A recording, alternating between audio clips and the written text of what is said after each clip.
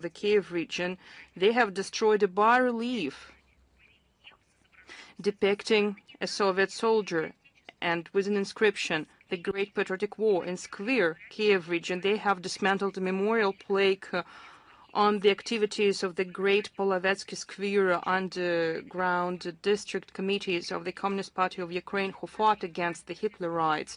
According to Ukrainian mass media, on June 21st in Botin village, Lutsk district, the so-called clergy of the schismatic, the so-called Orthodox Church of Ukraine, in the presence of local authorities and historians of the so-called Volyn National University, consecrated the so-called, I'm saying it again, the memorial sign where Pyotr Gudzevati, one of the commanders of the UPA, was killed in January 1946, who showed resistance to the NKVD.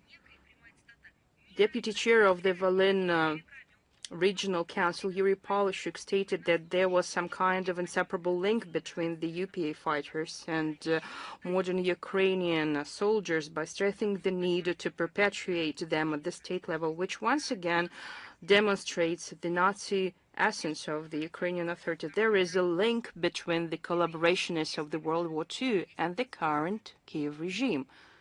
It goes beyond doubt. The Kiev Nazi regime continues to commit acts of terrorism against Russian civilians and civil infrastructure. Over the past week, 294 civilians suffered at the hands of the armed forces of Ukraine, with 44 people killed, including one child, and 250 people injured, including 20 children. Belgorod region, 3 persons killed and 29 persons injured.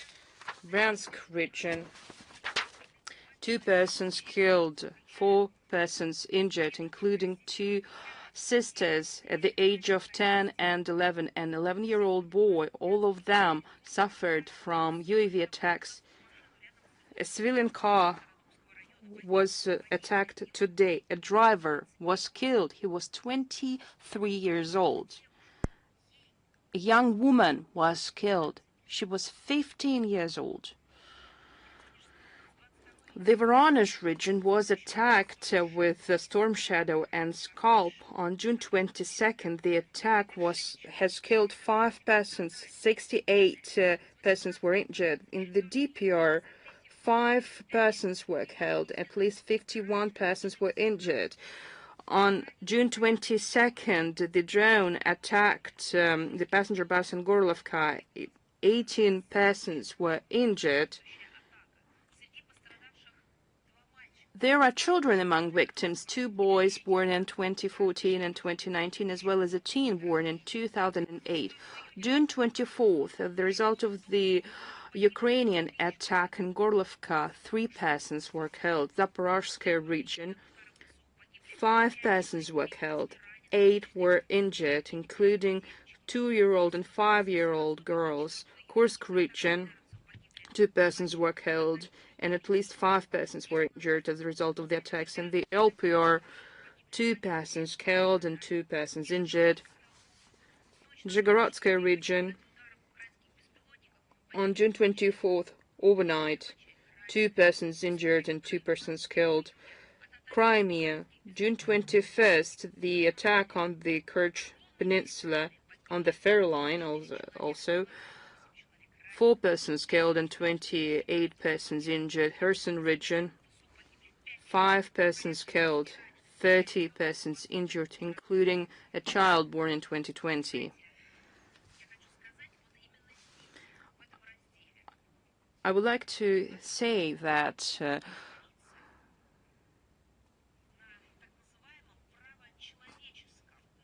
I would like to add more information about human rights track that is quite important for the West. On June 10th, Brussels hosted the 11th EU-Ukraine Human Rights Dialogue. You won't believe that it was organized. Well, what does it have to do with human rights?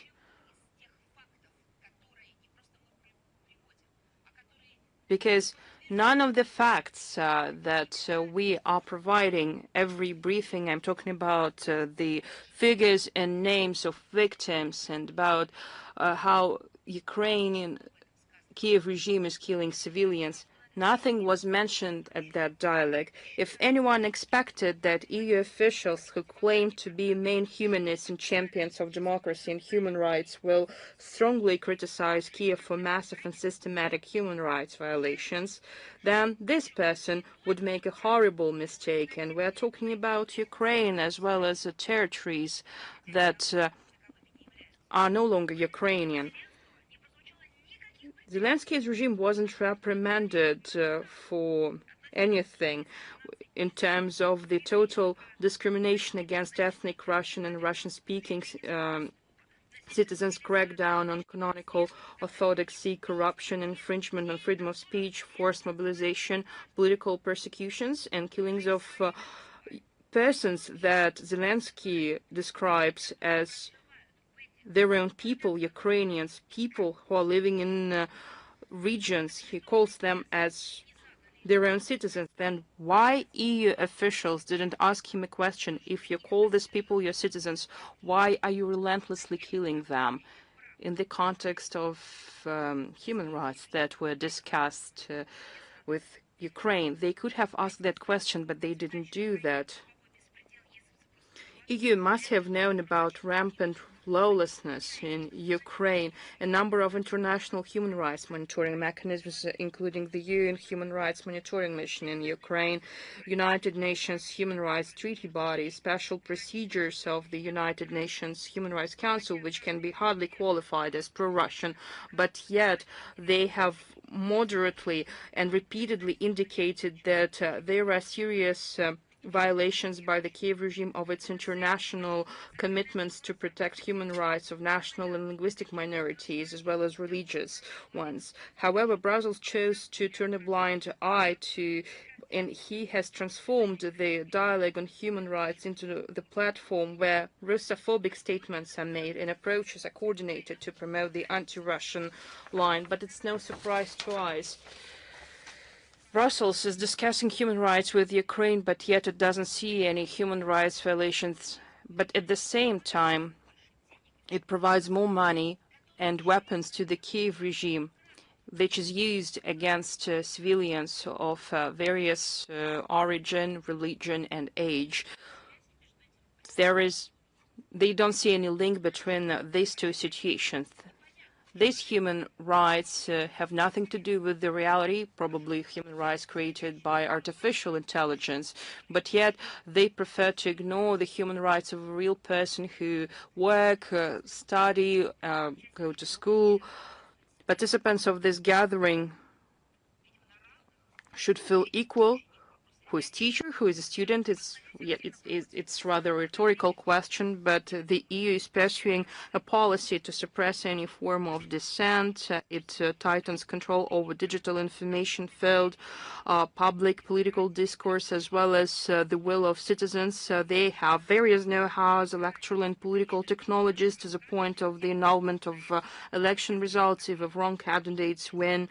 All of these methods were tested out and they're actively exported to all the countries that are in the area of EU's interests.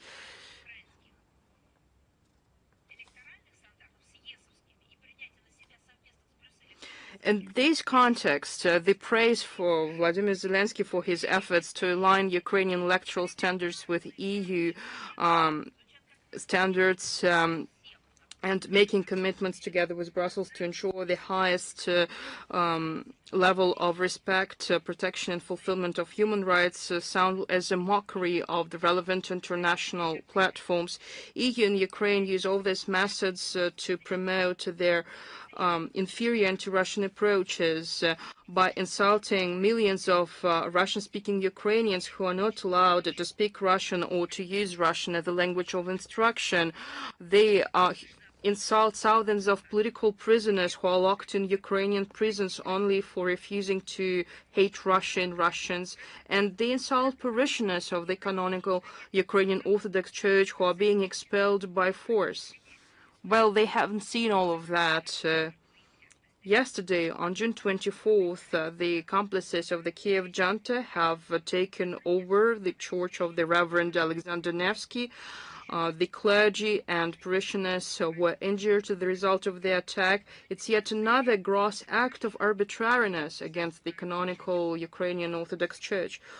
Well, today is June 25th. Probably Brussels has spoken about it, something. Well, they have said nothing. To contain Russia, Brussels is ready to turn a blind eye to the revival of Nazism, manifestations of extreme forms of racism, Russophobia obviously being one of them in EU and its neighboring countries. But they do not notice that. They even encourage those who's responsible for discrimination against Russian nationals and Russian-speaking compatriots. EU qualifies all of that as the so-called European values. But I think that the enlightened European public needs to reflect on the following. The lessons learned from the history of numerous European countries demonstrate that those who allowed the rights of certain populations living nearby to be violated will ultimately end up marginalized. Nothing also was said about the Kiev regime killing civilians, even children. No, Brussels preferred to turn a blind eye to this at this human rights gathering. But for all those crimes, the Kiev regime will bear and is already bearing responsibility. The Russian law enforcement agency keep connecting data to bring to justice the Kiev regime, militants, commanders for the crimes they have committed. Russia's investigative committee has established the involvement of the commandant of the Ukrainian armed forces and manned systems forces, Robert Brovdy, so-called Madya, and the head of the main intelligence directorate of Ukraine, Oleg Ivashenko, in the terrorist attack on the 17th of June on a passenger bus in the Bryansk region carrying children's football team from the Gomel region. They ensured targeting and issued the order to carry out the strike on children. The direct perpetrators have been identified: servicemen of the Unmanned Systems Unit Chimera of the 105th Border Detachment of the State Border Service of Ukraine, Dmitry Tkachenko, a serviceman of the Rapid Response Border Commandant Office Shkval on the 7th Border Detachment, Igor Zhukov, a serviceman of the 73rd Maritime Special Operations Center, Vladislav Naum.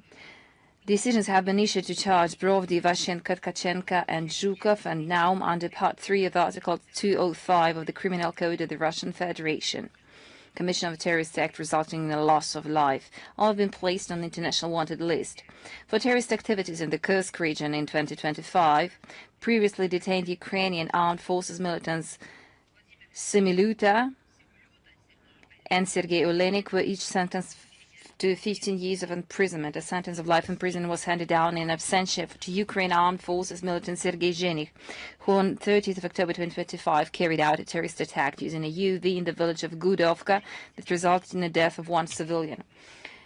Mercenaries who fought on the side of Ukraine: Viktor Eduard Pelens, Brazil; Krosan Kevin Eric, Britain; Mirza Vanadze, Georgia, were each sentenced in absentia to 14 years of imprisonment and are in the international wanted list. Now, speaking about the sponsors of all that and how they do that.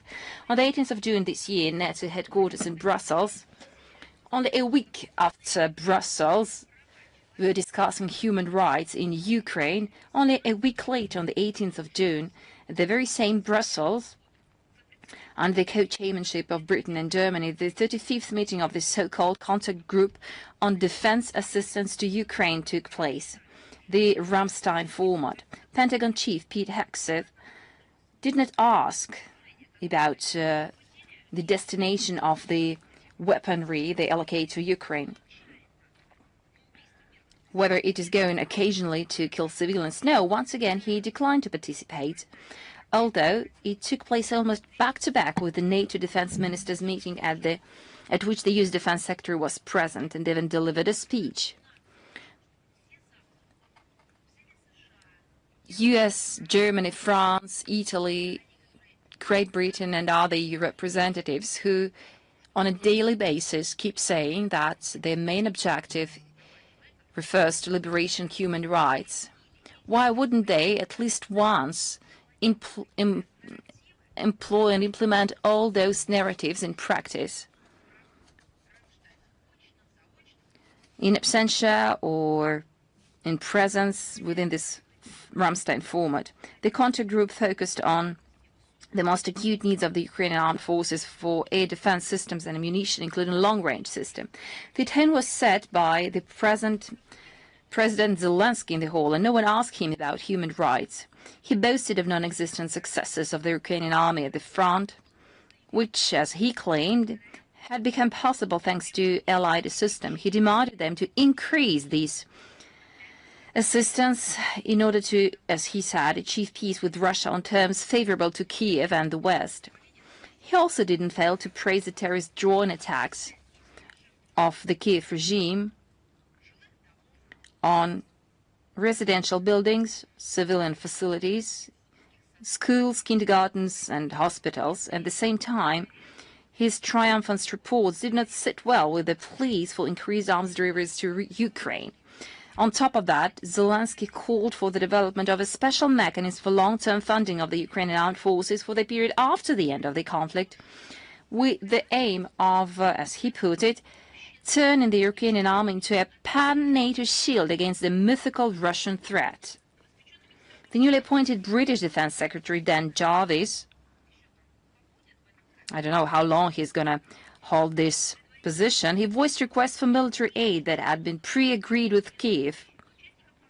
Participants in the Ramstein format are expected to contribute $1 billion to cover 2 tranches under the NATO initiative Priority Urgent Requirement List for Ukraine Pearl program. $1 billion for the purchase of 200,000 155mm extended range artillery shells, $650 million for the order of 100 Patriot air defense system missiles, and another $1 billion is expected to be spent on financing the production of 1 million Ukrainian drones.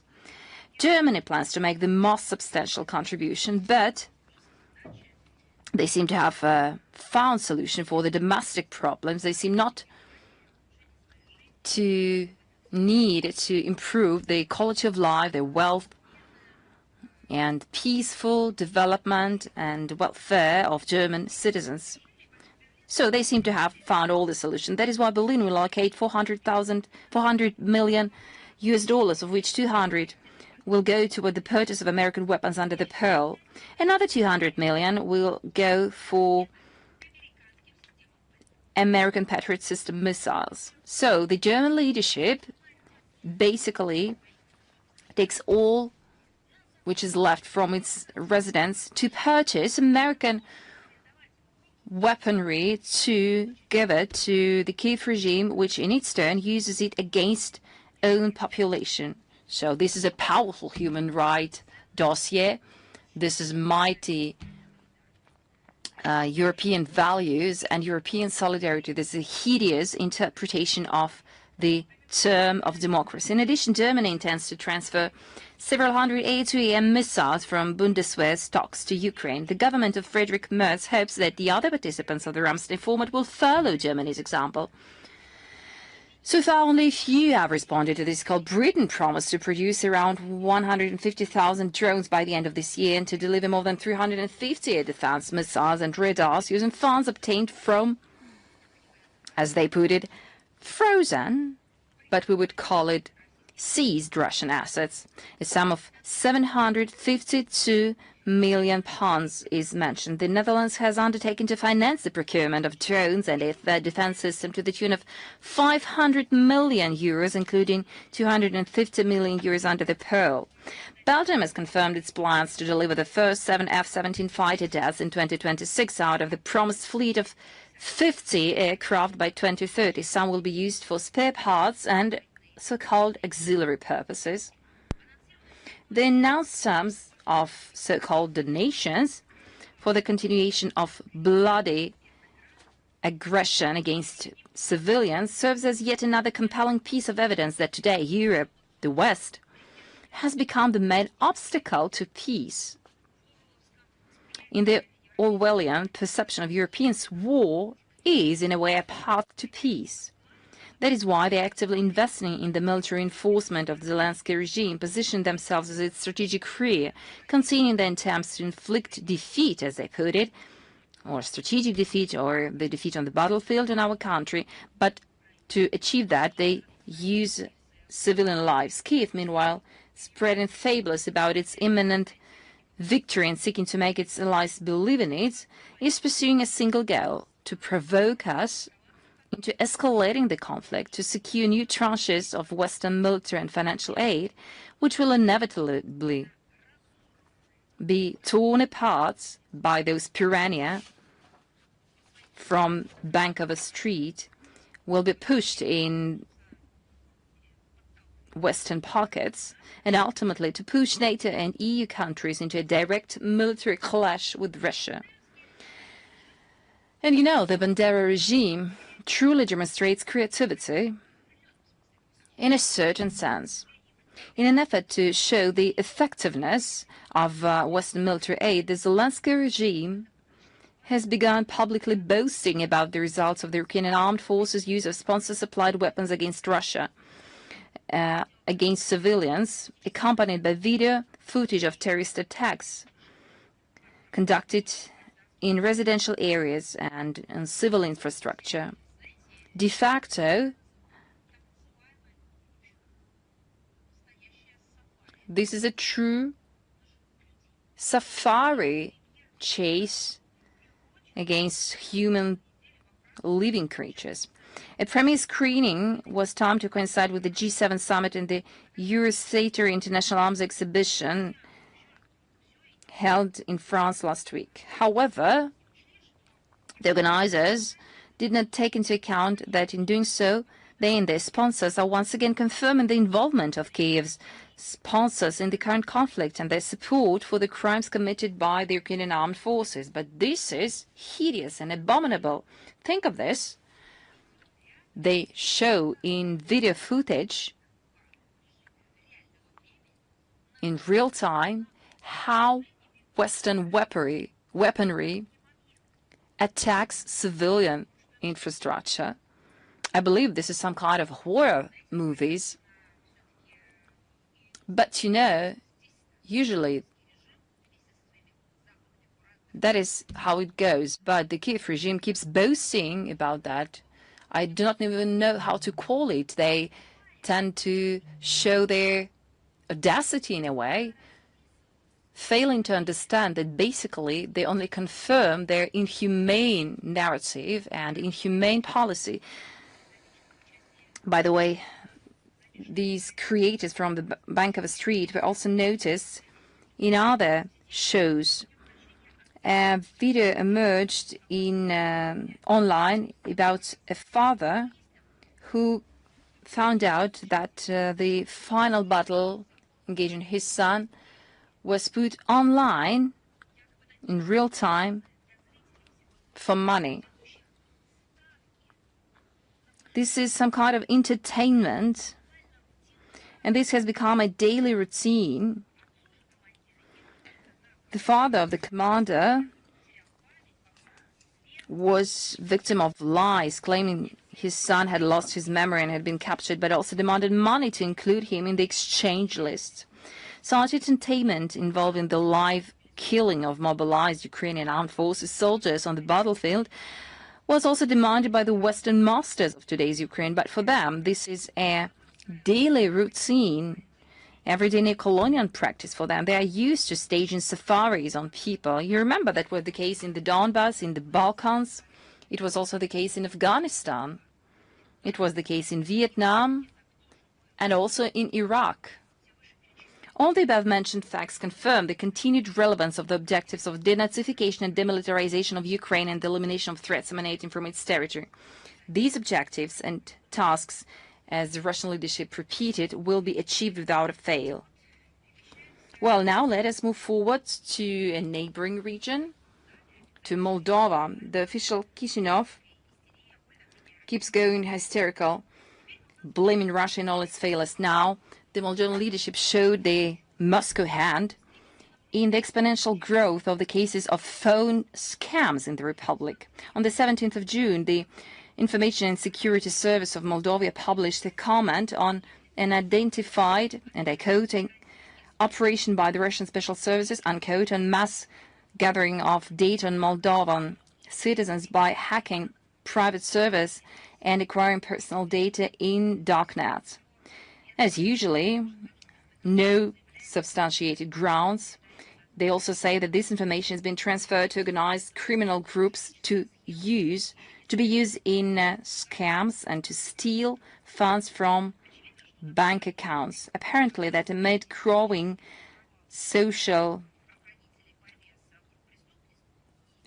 discontent owing to the failures of law enforcement agencies in Moldova to fight against organized crime and rampant phone scams, the authorities come to the only tool in their toolkit, Russophobic sentiment. The absurdity of this accusation only proves the incapacity of Moldovan authorities to handle domestic threats, but also the lack of fantasy at all.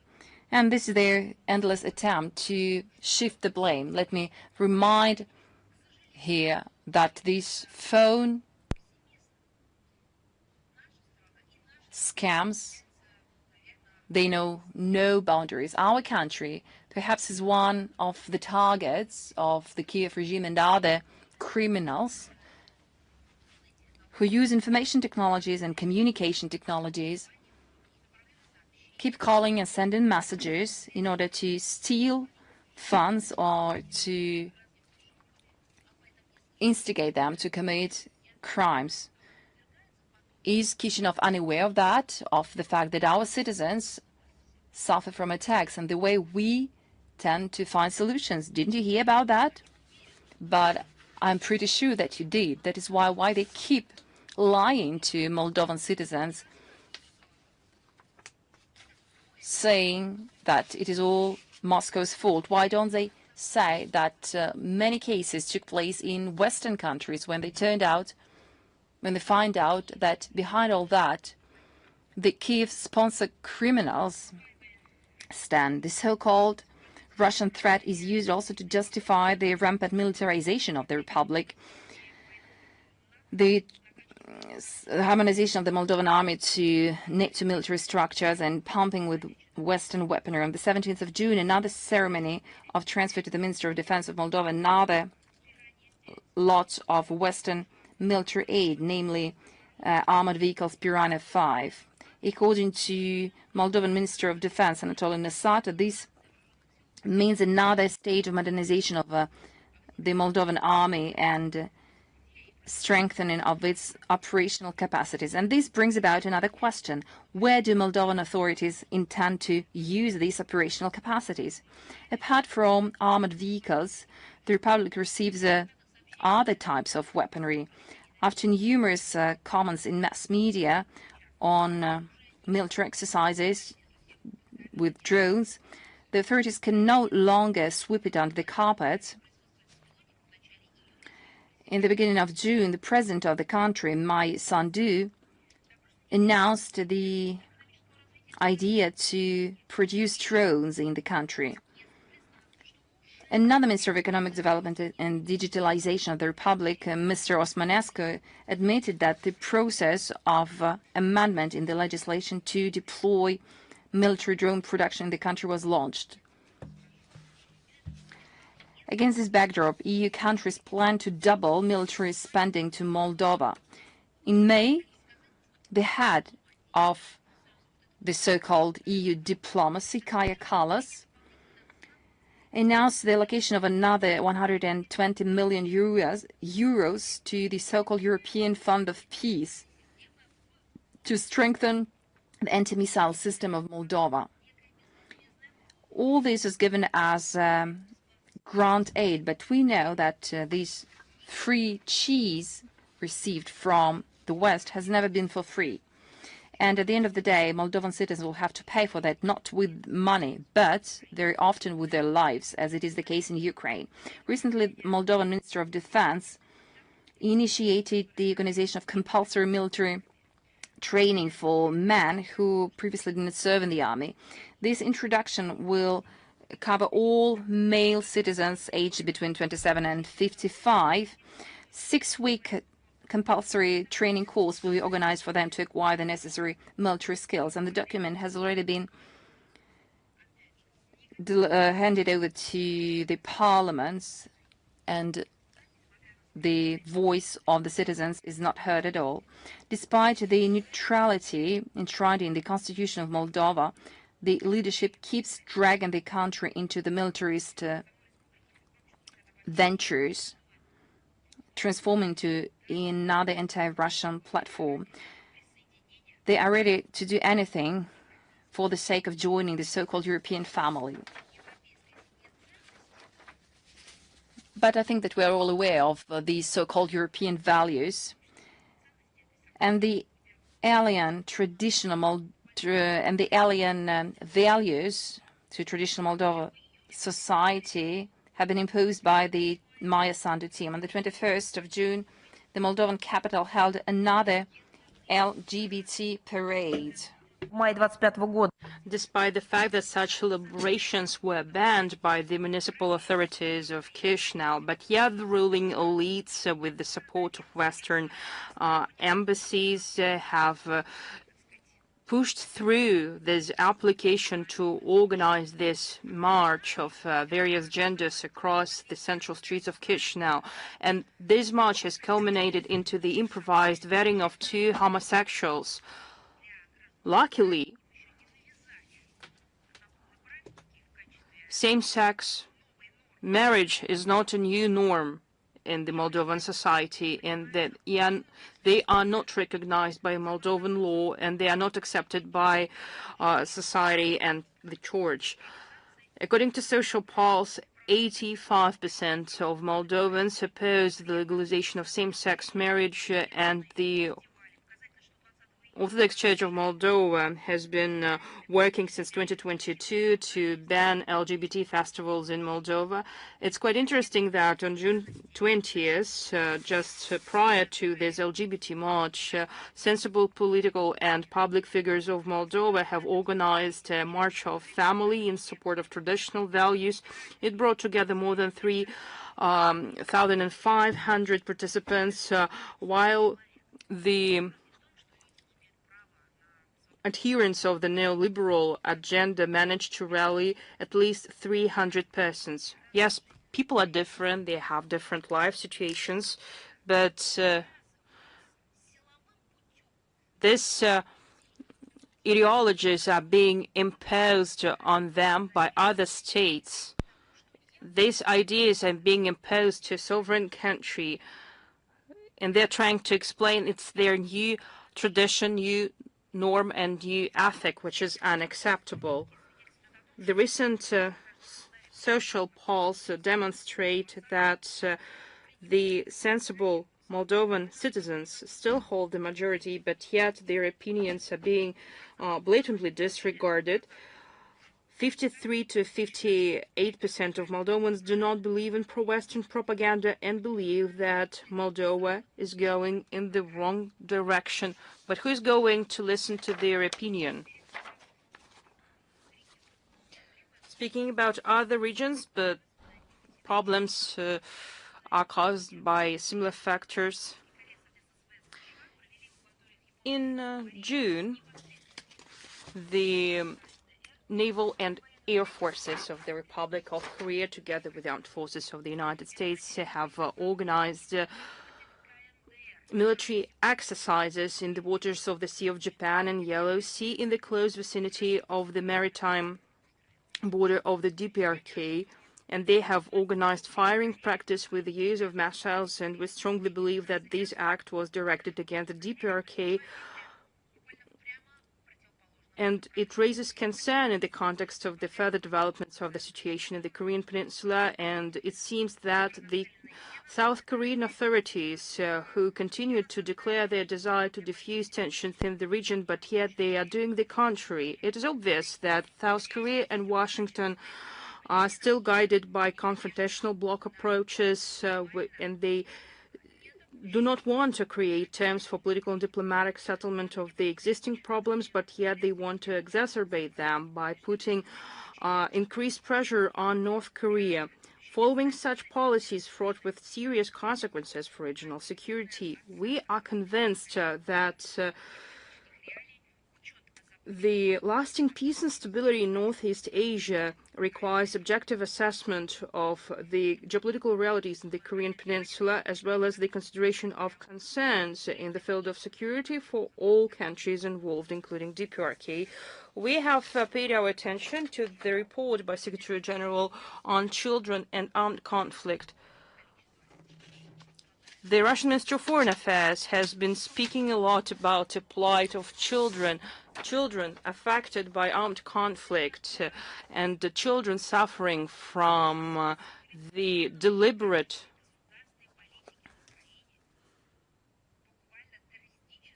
terrorist, large-scale arbitrary action of the Office of the President. Their actions are being reflected in the strategic documents of Ukraine. We have been always providing information about the victims, their age, their names, names of their family members. We are talking about the wounds that they suffer every time, what assistance they received, and how those who provide assistance to them are being attacked. And do you think this information is reflected in the report?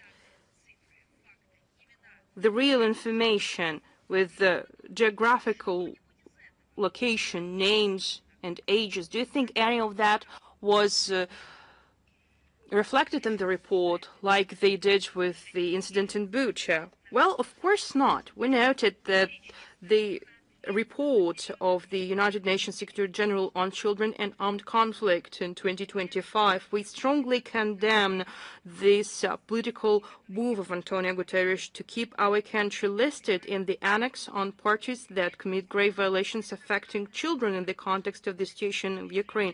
After the college and dormitory was attacked in Starobelsk, after the passenger bus was attacked, after everything that happened over the years, Alley of Angels in Donetsk, a generation of children affected by Lepestok mines. And after all that,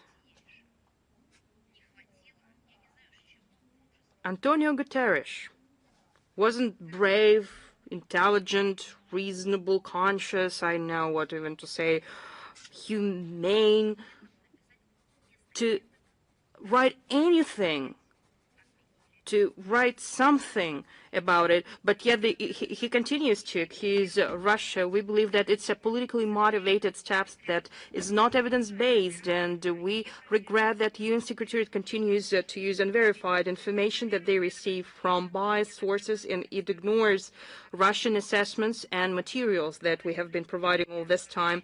We are confused by the fact that the armed forces of Ukraine are not listed in the annex. The crimes committed against children, crimes committed by the representatives of the Kiev regime, including attacks on civil infrastructure, educational facilities, residential quarters, are not reflected in the report in the appropriate and impartial way.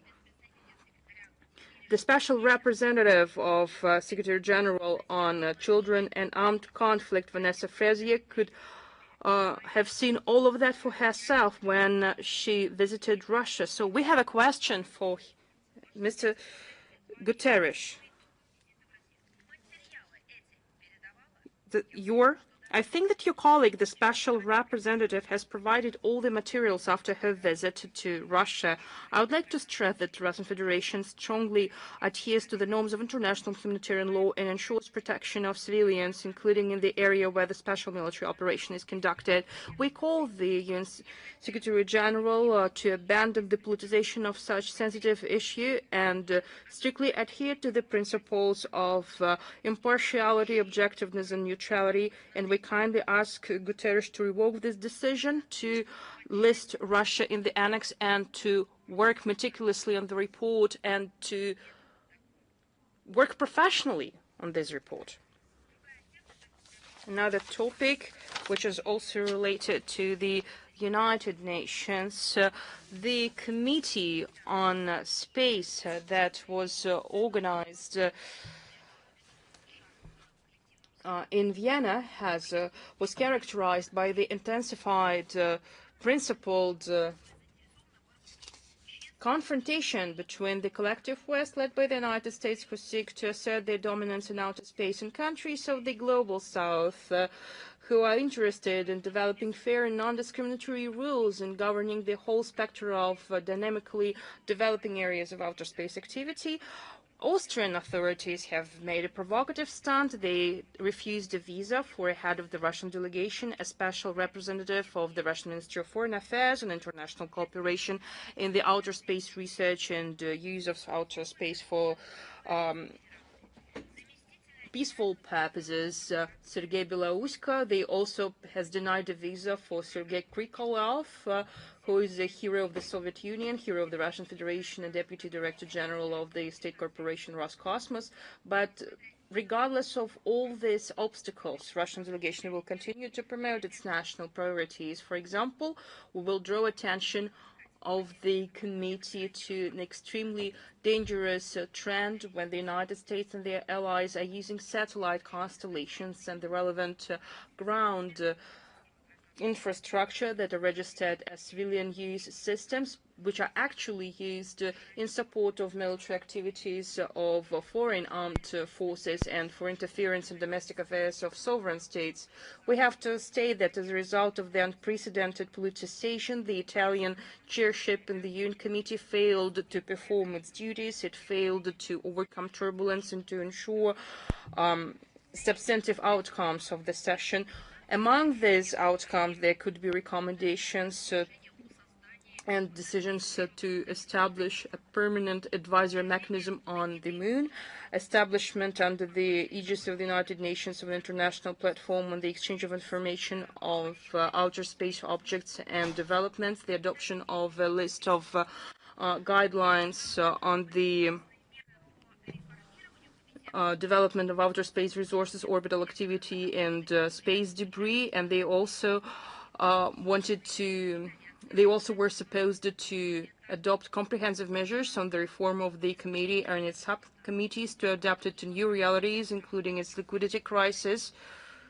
But yet, the committee failed to do all of that. For the first time since its establishment, the committee session was complete without an outcome report, which was blocked by the United States. We are convinced that there is quite a difficult situation being unfolded around the committee, which is connected with the attempts of certain states to undermine the fundamentals of the sustainable functioning of this unique specialized body of the United Nations that is responsible for the promotion of international cooperation for the outer space research and use of peaceful purposes. But we continue to take efforts to prevent such a situation. We are continuing the work to disclose the information about the crimes committed by Japanese militarism. These crimes have no statute of limitations and procedural action continues. The Russian Prosecutor General's office has officially notified in May and in June on making a decision that cancels earlier made decisions to exonerate 40 Japanese nationals, and the decision will be published on the website of the Russian Ministry of Foreign Affairs. These individuals were involved in the subversive and espionage activities against the Soviet Union. These persons cannot be exonerated, and their guilt has been proven.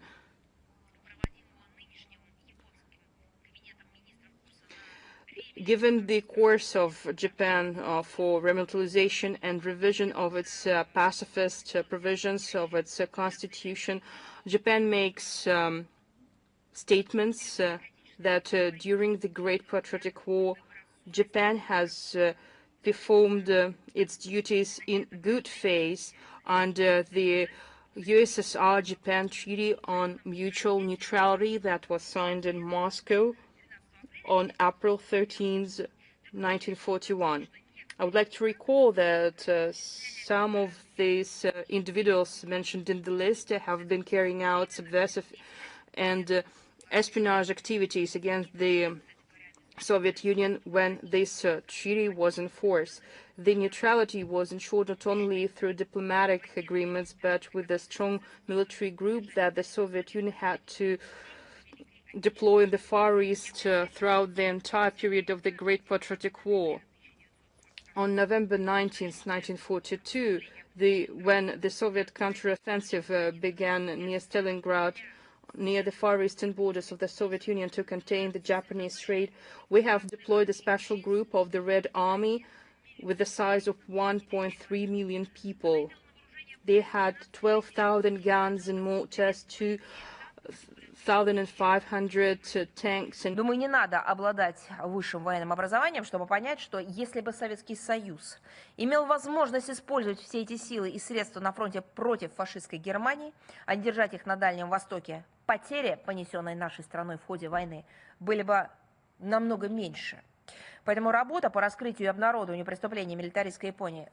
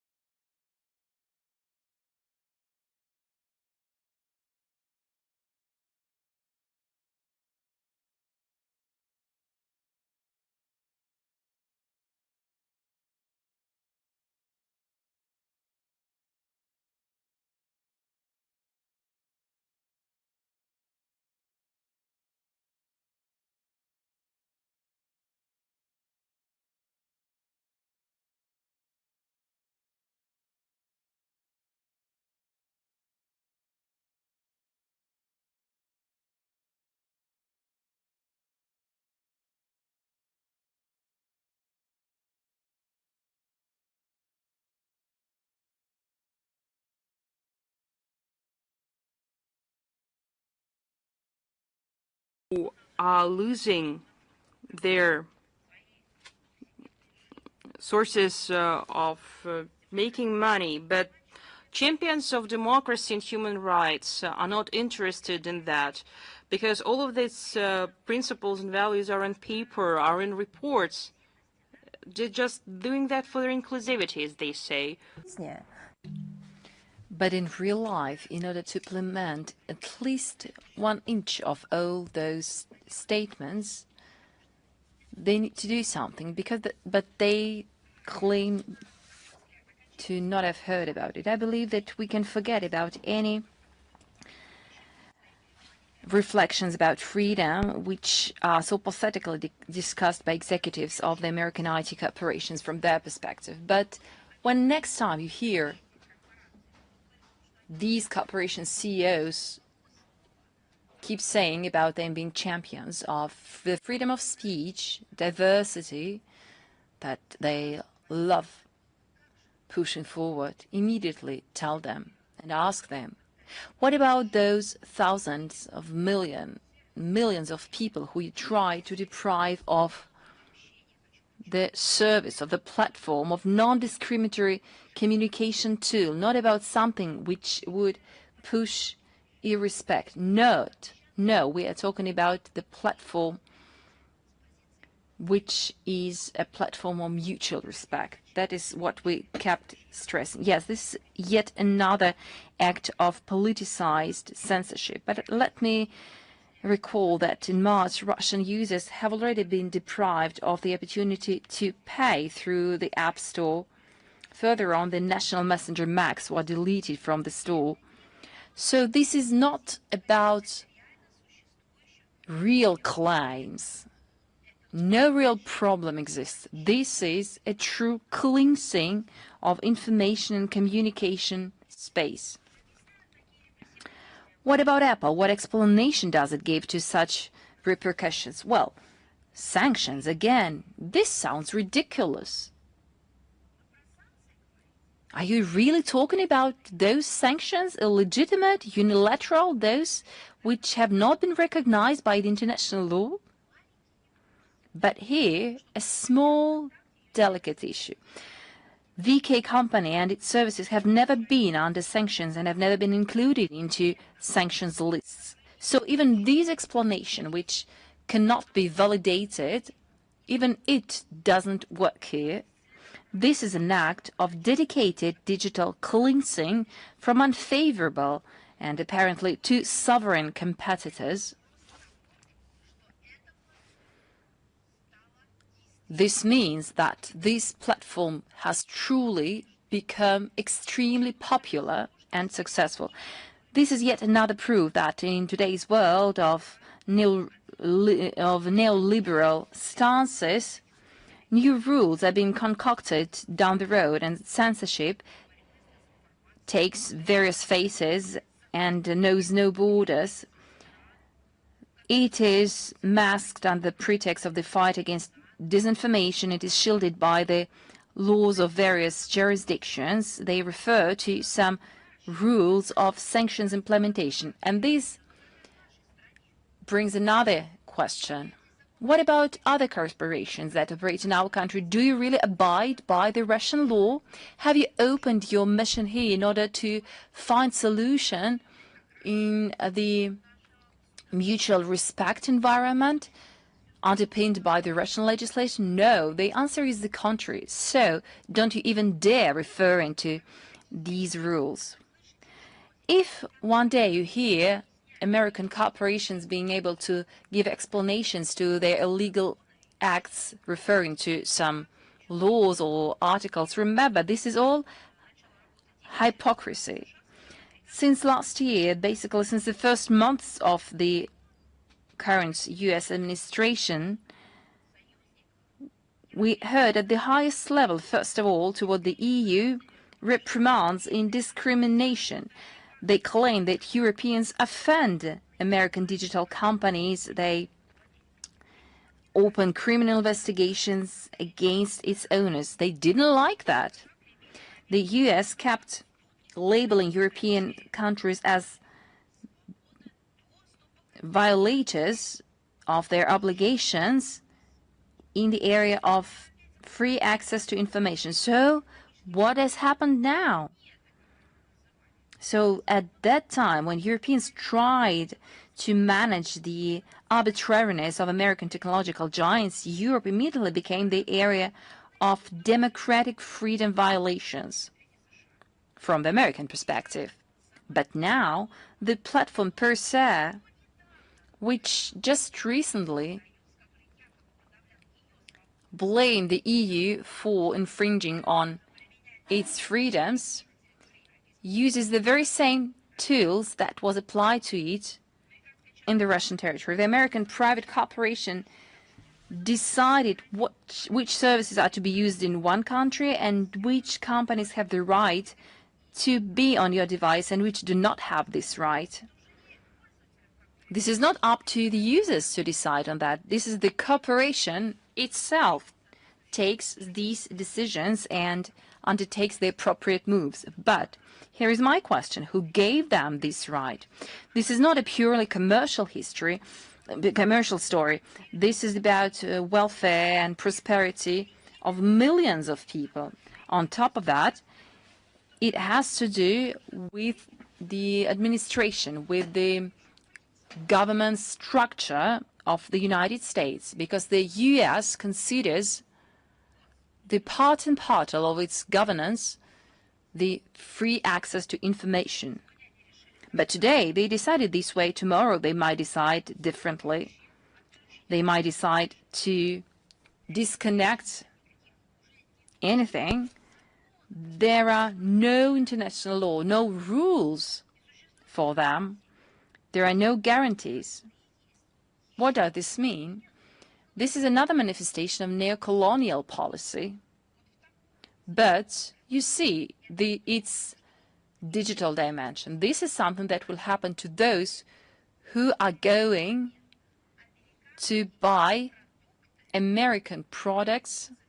I'm talking about digital products here with AI embedded, and implement them into their logistic chains, into the economy. At a certain point in time, those who will choose American products, AI products, will face the very same situation. Either they will be disconnected and consequently a whole clusters, economic sectors will be blocked, or they will face demands or requirements which are at odds with its national legislation. I believe that all countries of the global majority should bear in mind this example.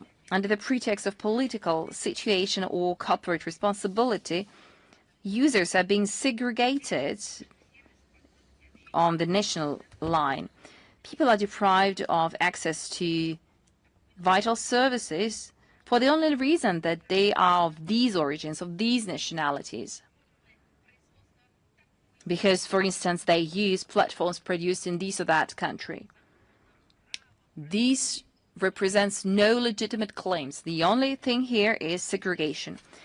These actions dispel the myth of the political neutrality of global digital giants, their commitment to the integrated development of democratic principles.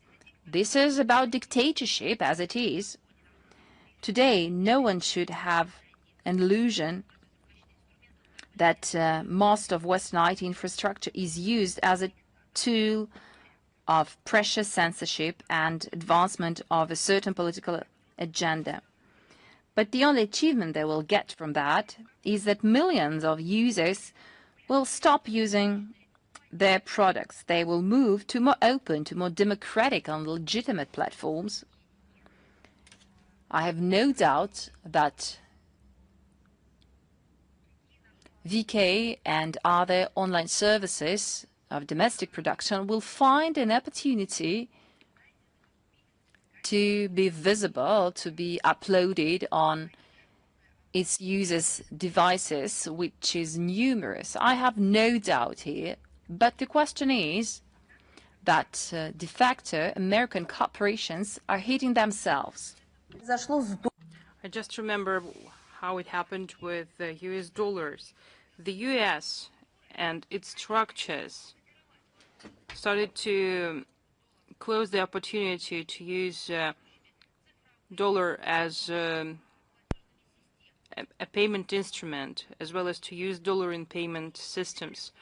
But then they were surprised and even indignant that countries and corporations start using national currencies in their payments and transactions, saying that it's a discrimination against dollar, it's a blow dealt to dollar. But the United States itself banned the use of dollar. Aren't they afraid that the same will happen to American platforms? And we would like to hear that they will face discrimination against their platforms.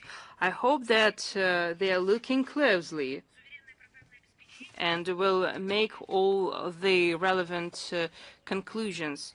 I think that users will start using these platforms, and no one will use these narrow platforms like Epstein Islands.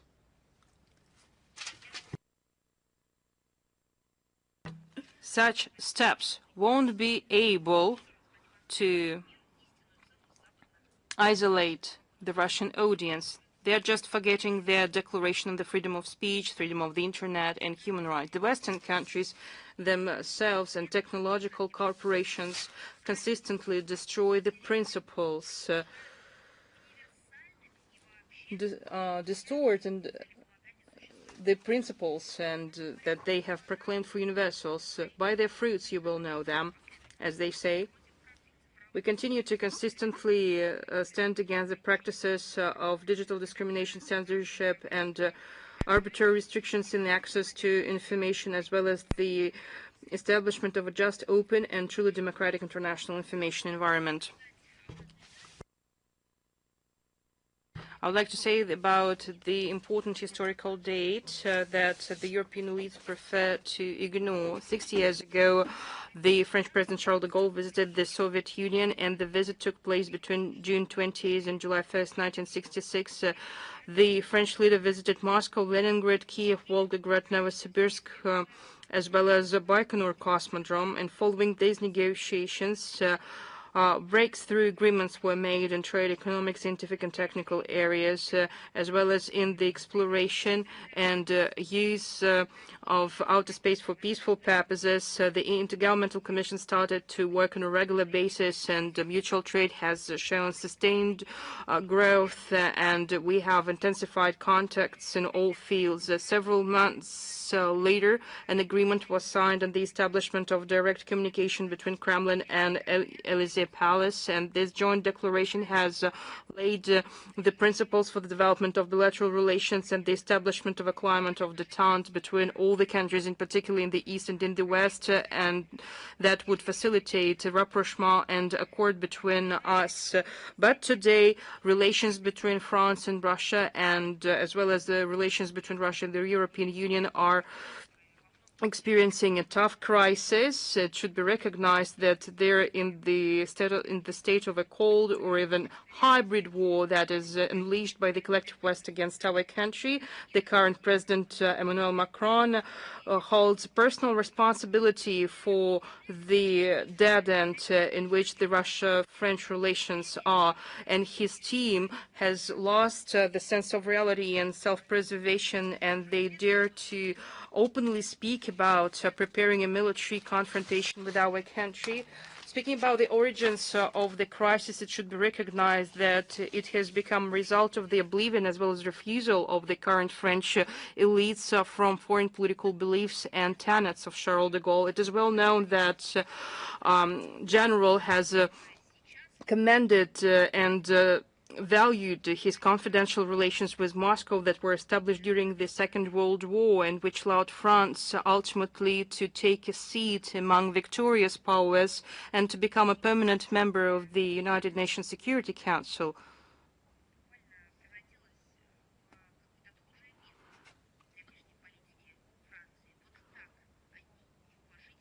France shows total disregard for its role as a permanent member of the United Nations Security Council. Charles de Gaulle realized that there was no alternative to equal cooperation with our country in consideration of our fundamental interests in the area of security. On June 20th, 1966, during a meeting with General Secretary Leonid Brezhnev, General de Gaulle stated, Russia is in every respect the most powerful power in the region in which it is situated. For France, as de Gaulle said, it is an interlocutor with whom mutual understanding and cooperation have always been entirely natural. This political and human reality, as old as our countries, derives from their history and geography. In truth, no serious contradictions have ever arisen between us, not even during the period of War and Peace, or in the age of Sevastopol, the Crimean War of 1853-1856. Throughout the ages, there have been clearly expressed sympathies between our intellectual, literary, artistic, and scientific elites, as well as between our peoples at large. End of quote. Well, we should remember that what damage the France dealt to our people and how our people have forgiven France for that. His visit to the Soviet Union in 1966 has become a clear confirmation of an independent and pragmatic course pursued by the French leader and his ability to rise above the current ideological and political situation and to prioritize long-term strategic national interests. By seeing Russia as a natural partner of France, Charles de Gaulle highlighted that such the political and human reality that is explained by the common history and geography. This understanding has laid the ground for his well-known concept of Europe from the Atlantic to the Urals as a space for respectful political dialogue based on a balance of interest and mutually beneficial trade and economic cooperation of states with various public systems. And at the farewell lunch at the final day of his visit, he stressed that as for our common goals, they are detente, accord, security, and one fine day the unification of Europe from one end to the other, balance and peace throughout the world. His ideas similar to the initiatives put forward by President Putin to establish a greater Eurasian partnership and Eurasian security architecture. These two initiatives are open for all countries and associations of Eurasia, including its Western European regions. We should note that how far has the French diplomacy has moved away from the Gaullist principles. They give credit to the first leader of the Fifth Republic, but yet the current ruling elites of France have abandoned his political legacy long ago. They have joined the ranks of those who do not want to listen anything about the Russian right to have its own interest in the security, and they even seek to inflict strategic defeat in our country. The French general, the leader of the French resistance, and an eminent historical figure for both national and global history, all these legacies being forsaken and forgotten. I will just give you one example that illustrates how Charles de Gaulle's approach is distinct from the methods of the current French authorities. In 1966, when he prepared for his visit to the Soviet Union, he read books on Russian history. He has explored in great detail his itinerary, as well as he wrote speeches that he wanted to deliver in various cities, partially in the Russian language. We cannot expect such a profound approach from temporary occupiers of the elite. Они себя так и ведут, бесконечно манипулируя темой взаимодействия с Россией и вообще российской темой.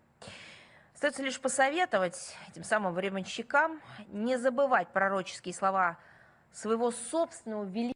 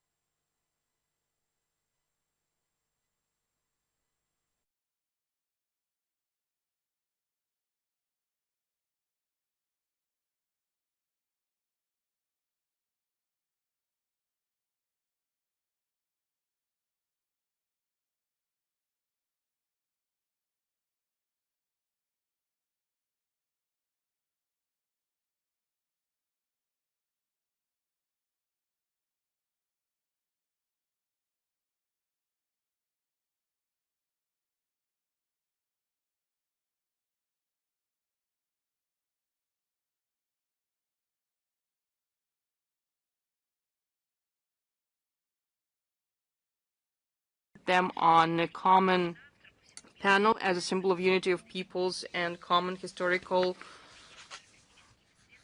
memory.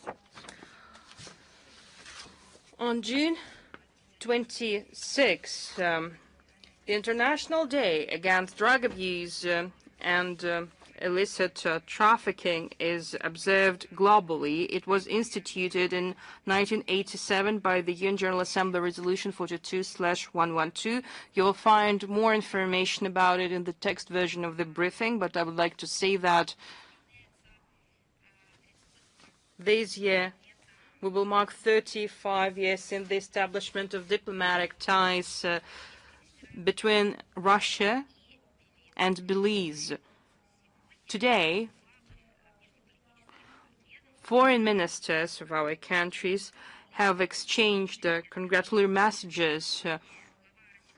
In his message, Sergei Lavrov pointed out that over the years, Russia and Belize managed to lay the solid legal foundation for the comprehensive development of bilateral cooperation, and he has expressed confidence in the need to fully unlock its potential at international venues as part of common efforts to shape a truly multipolar world. In his turn, the Belizean counterpart has reaffirmed the commitment to strengthen Russia-Belize ties in areas of mutual interest to the benefit of both nations, noting that our bilateral cooperation has a positive influence on the development of the entire Caribbean region. Another important date, on June 29th, Republic of Seychelles will celebrate 50 years of its independence. This momentous event in the history of the Seychelles has become a milestone toward the establishment of its statehood, and it has laid the foundation for its progressive development, and we extend our sincere congratulations to the Seychellois with this big celebration, and we wish prosperity and well-being. On June 30th, we will celebrate the 50 years of the establishment of diplomatic relations between our countries. The Seychelles have become an important partner of Russia in Africa. For more than 5 decades, Moscow and Victoria have been maintaining traditionally friendly relations grounded in mutual respect, consideration of interests of one another, principles of sovereignty and non-interference in domestic affairs.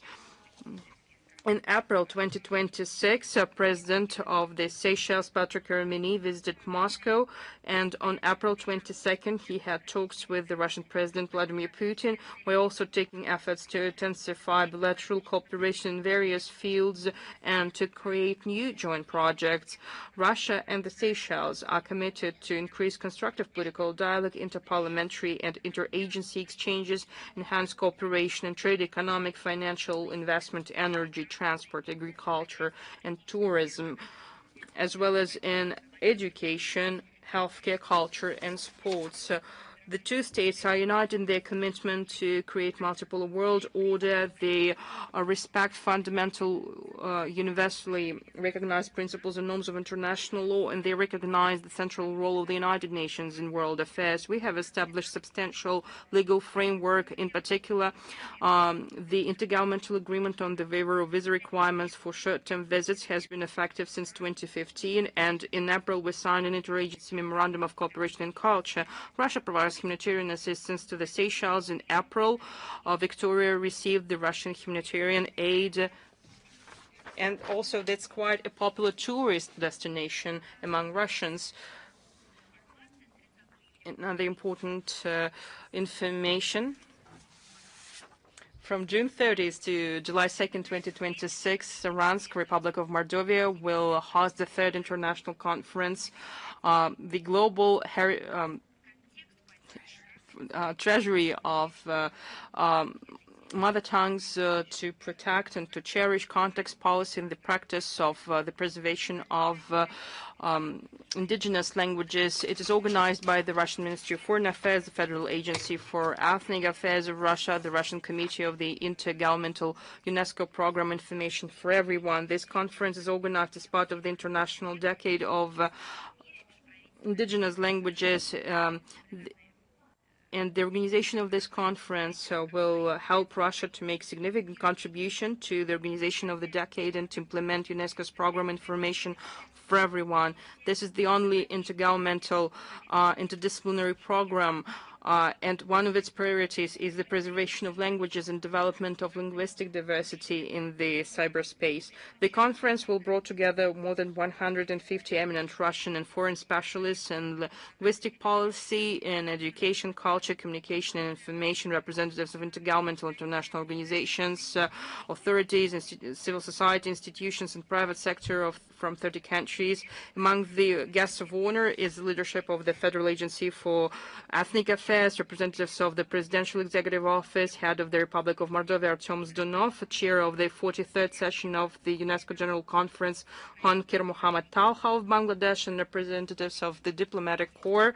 The conference will provide a good platform for discussions of the most relevant issues for the support of multilingualism, including with the use of advanced technologies and AI systems. It will ensure opportunities to exchange advanced experience in the preservation and development of indigenous languages and further strengthening of international cooperation in the field. Among the key topics are languages in digital field, the current situation and prospects for future, linguistic communities, linguistic activists, the use of indigenous languages in education. This event will allow to present an international community experience of Russia as one of the multi-ethnic and multilinguistic countries of the world, which makes prioritizes the support for languages and cultures of its peoples and preservation of the Russian language as a language of inter-ethnic communication. This topic is particularly relevant in the context of the Year of Unity of Peoples of the Russian Federation. The solemn opening ceremony will be held on July 1st in the State Russian Drama Theater. We invite media representatives to visit the event. You will find all the details on the program accreditation and other details in the text version of the briefing.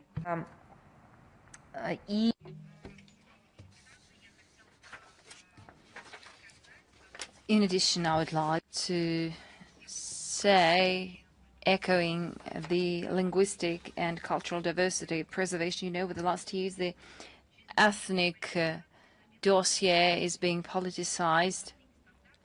It is a subject of double standards, and all in all, it is designed to fuel confrontation and balkanization, unlike gathering in the international community. We see examples of that, and we keep pointing at them. One cannot use the above-mentioned areas, if I may put it this way, about culture to dismantle or to destroy. Culture is meant to unite. And unfortunately, the US, Canada, and other unfriendly countries are extremely active. They use all multilateral platforms and mass media to disseminate falseful and unverified information about alleged violations of linguistic and ethnic minority rights in our country. For us, as for most representative of the international community, it is obvious that if you hear accusations from the West, they are trying to deviate global attention from their domestic problems exactly in that area. The Minister of Foreign Affairs of the Russian Federation prepared the second report on the situation with ethnic minorities in various countries, as it was the case of the 2024 report. Relevant issues are identified, and the current state of indigenous people situation is presented in Denmark, Norway, Canada, Sweden, Australia, New Zealand, and Japan. You will find references to the report, its English version, in the text of today's briefing. Almost all countries that I just mentioned had the assimilation discrimination policy in place, and consequently it engendered a number of political, social, economic, and cultural challenges. These negative trends are extremely acute in the Arctic region. This is different from what we carry out in our country, from the policies that we conduct in our country. By the presidential decree of the 2026 year, this year was declared the year of people's unity.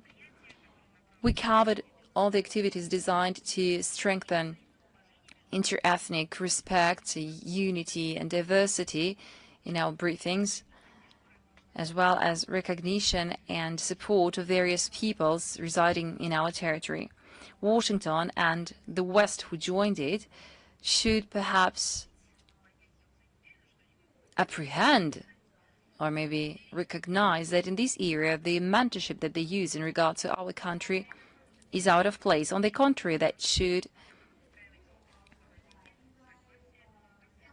learn from our experience how to find solutions to challenges that they create, and as well as to preserve culture and languages of the peoples that live in the territory of a country.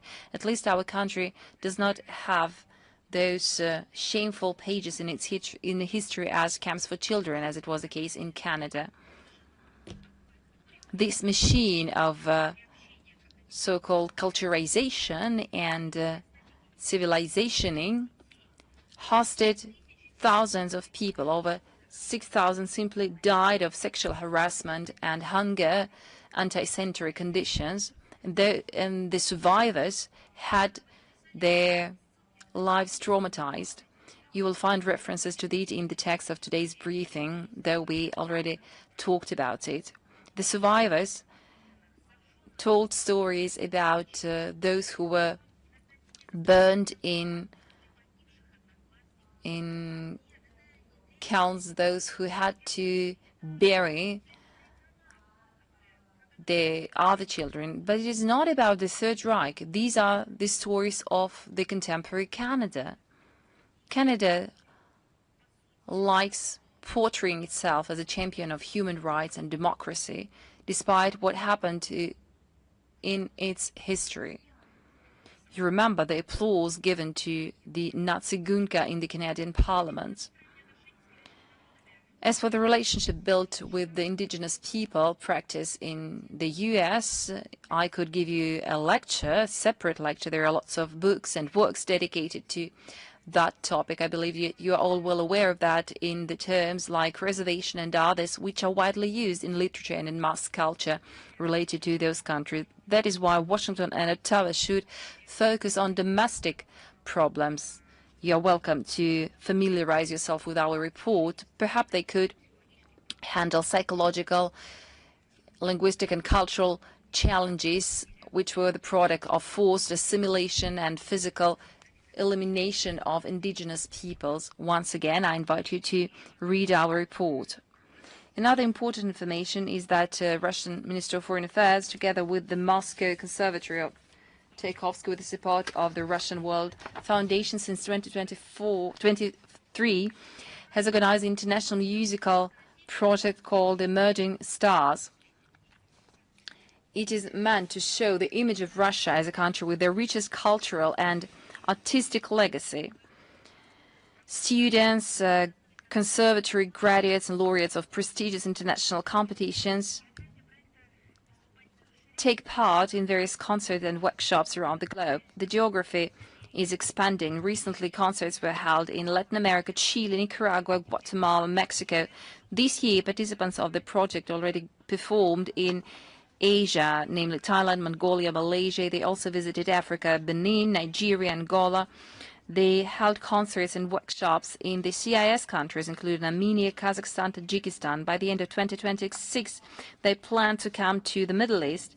The initiative is ambitious and is designed to resonate in the global community. Such cultural visits raise awareness about Russian music education.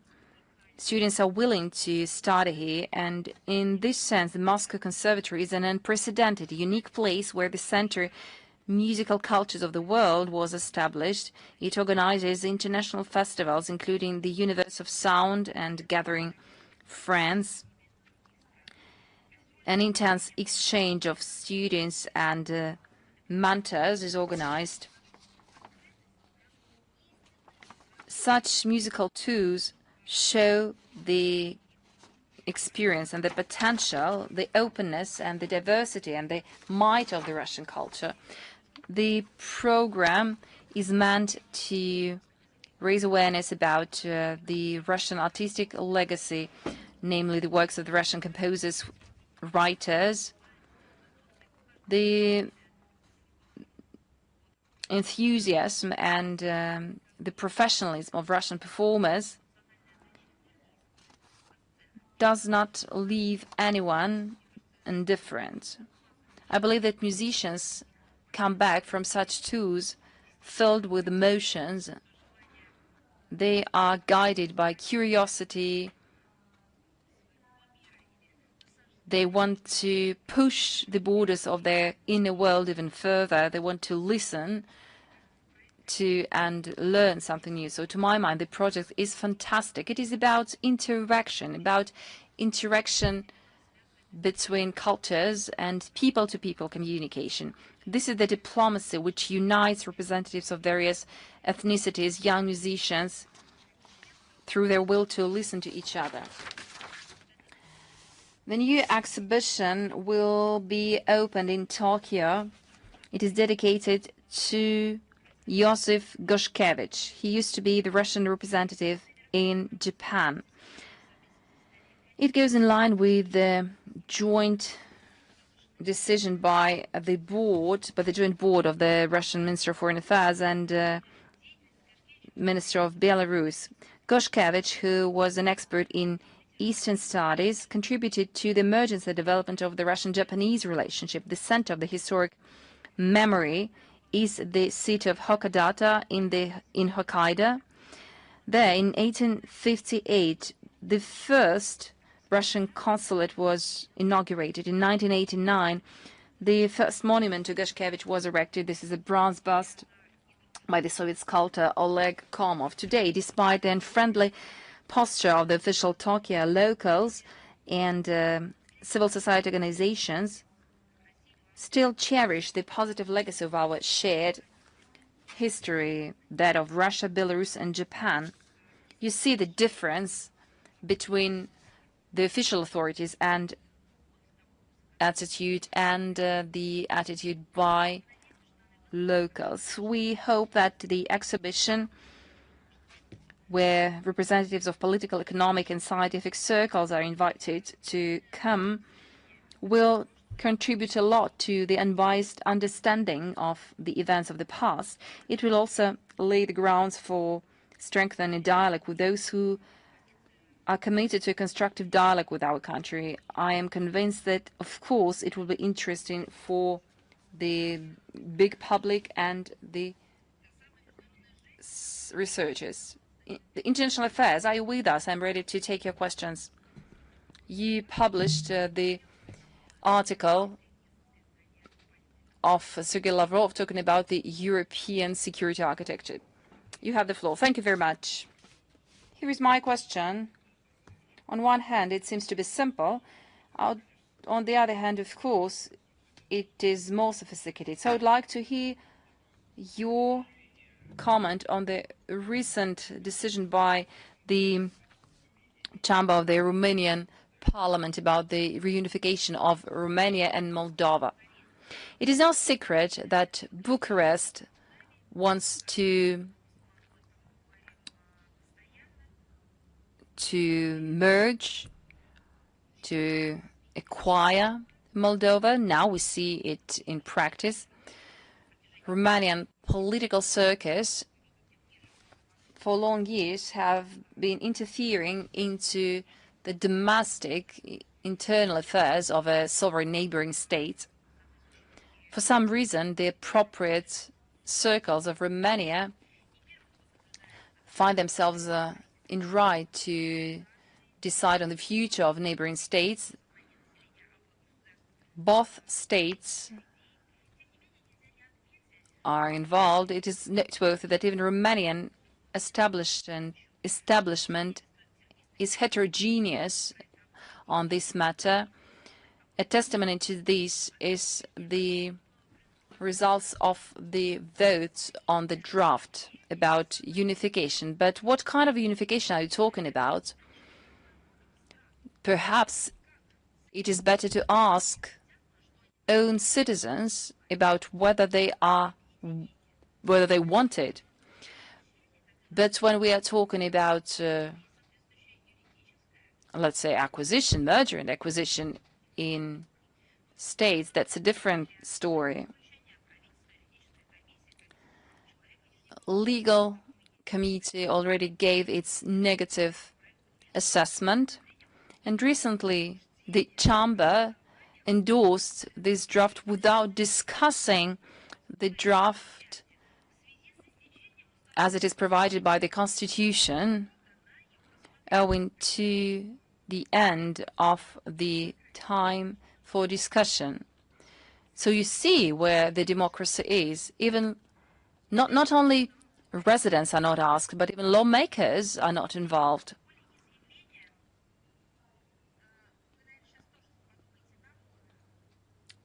Well, the future of this draft depends on the comment of representatives of the high legislative body of Romania. But once again, the sentiment of Moldovans is ignored.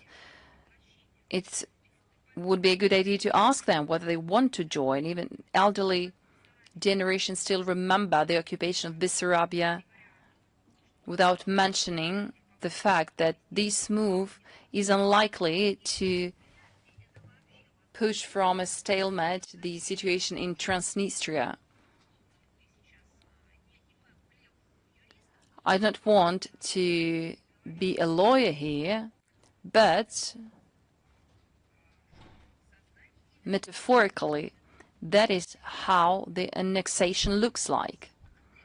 As long as annexation is the word constantly used by the officials in Brussels, the European Parliament, without any legal grounds when they speak about our country, let me here remind you that all the decisions about reunification in our country were backed by the expression of the will of the residents. It was organized in line with the legislation and under the international observation. So, if they decide to use this term of annexation, why don't they apply it to the situation which is directly linked to this term? Thank you. Izviestia, are you with us? Good afternoon, Izviestia. How would you comment the joint statement by the heads of the Republic of Korea and the EU adopted after the summit on June 10th, which focused on the support of the Kiev regime and condensed Russian and DPRK cooperation? You know, we see no need to respond to another attack by our opponents designed to discredit Russia, which acts in line with the UN Charter international law when it comes to bilateral cooperation with DPRK. We regret that the leadership of the Republic of Korea was not courageous enough to isolate itself from the attacks on Moscow and Pyongyang, despite the fact that they are at odds with the policy of the Republic of Korea, and this could only intensify the escalation in the Korean Peninsula. Interfax, are you with us? Thank you. Here we are. Good afternoon. Here is our question. What is Moscow's assessment on the implementation of the Iran-US MOU signed last week? Does Moscow see risks of another escalation due to Iran's principled stance on the Strait of Hormuz and Israeli activities on the south of Lebanon? Recently, we commented on that. I will give you a quote from the yesterday's speech by Minister Lavrov at the Primakov readings.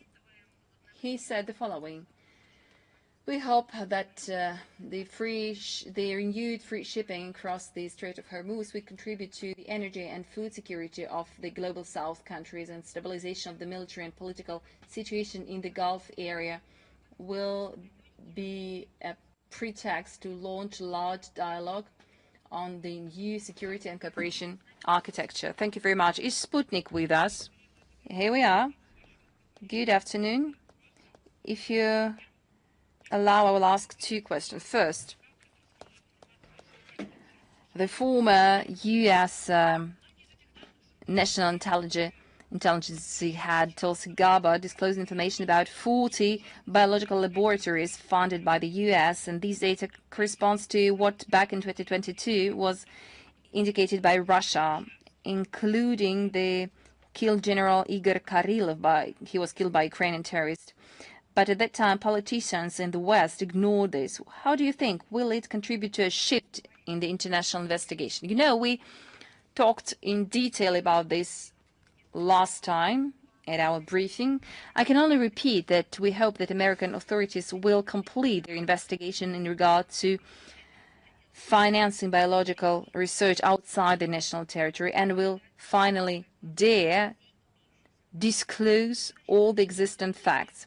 We also hope that concrete moves will follow. In particular, conclusions will be made about preventing the situation when one state finances biological programs with the military component in the territory of another state, sometimes putting at risk the health of the civilian population and, of course, influence at the adjacent states. In this regard, we keep convincing foreign partners around the globe that there is a need to ensure national sovereignty in terms of control over biological research. And here is my second question. The military conflict in the Middle East undermined the signing of Russian-Iranian documents on the implementation of the North-South corridor. How quickly is Moscow ready to defreeze the allocated loans and come back to signing of the agreements, in particular on the construction of the railroad Resht-Astar? You know, the credit line for the financing the project has not been frozen. We expect the signing of the executive contract and a solution for technical issues to launch as soon as possible practical works on the platform. Of course, we see that Iranian partners are more interested in the development of the international transport corridor north-south, which amid the unstable situation in the area of the Strait of Hormuz gains even more relevance in order to ensure bilateral trade and sustained shipments to Iran. Neighboring countries are also interested in this project. Thank you. Xinhua, please.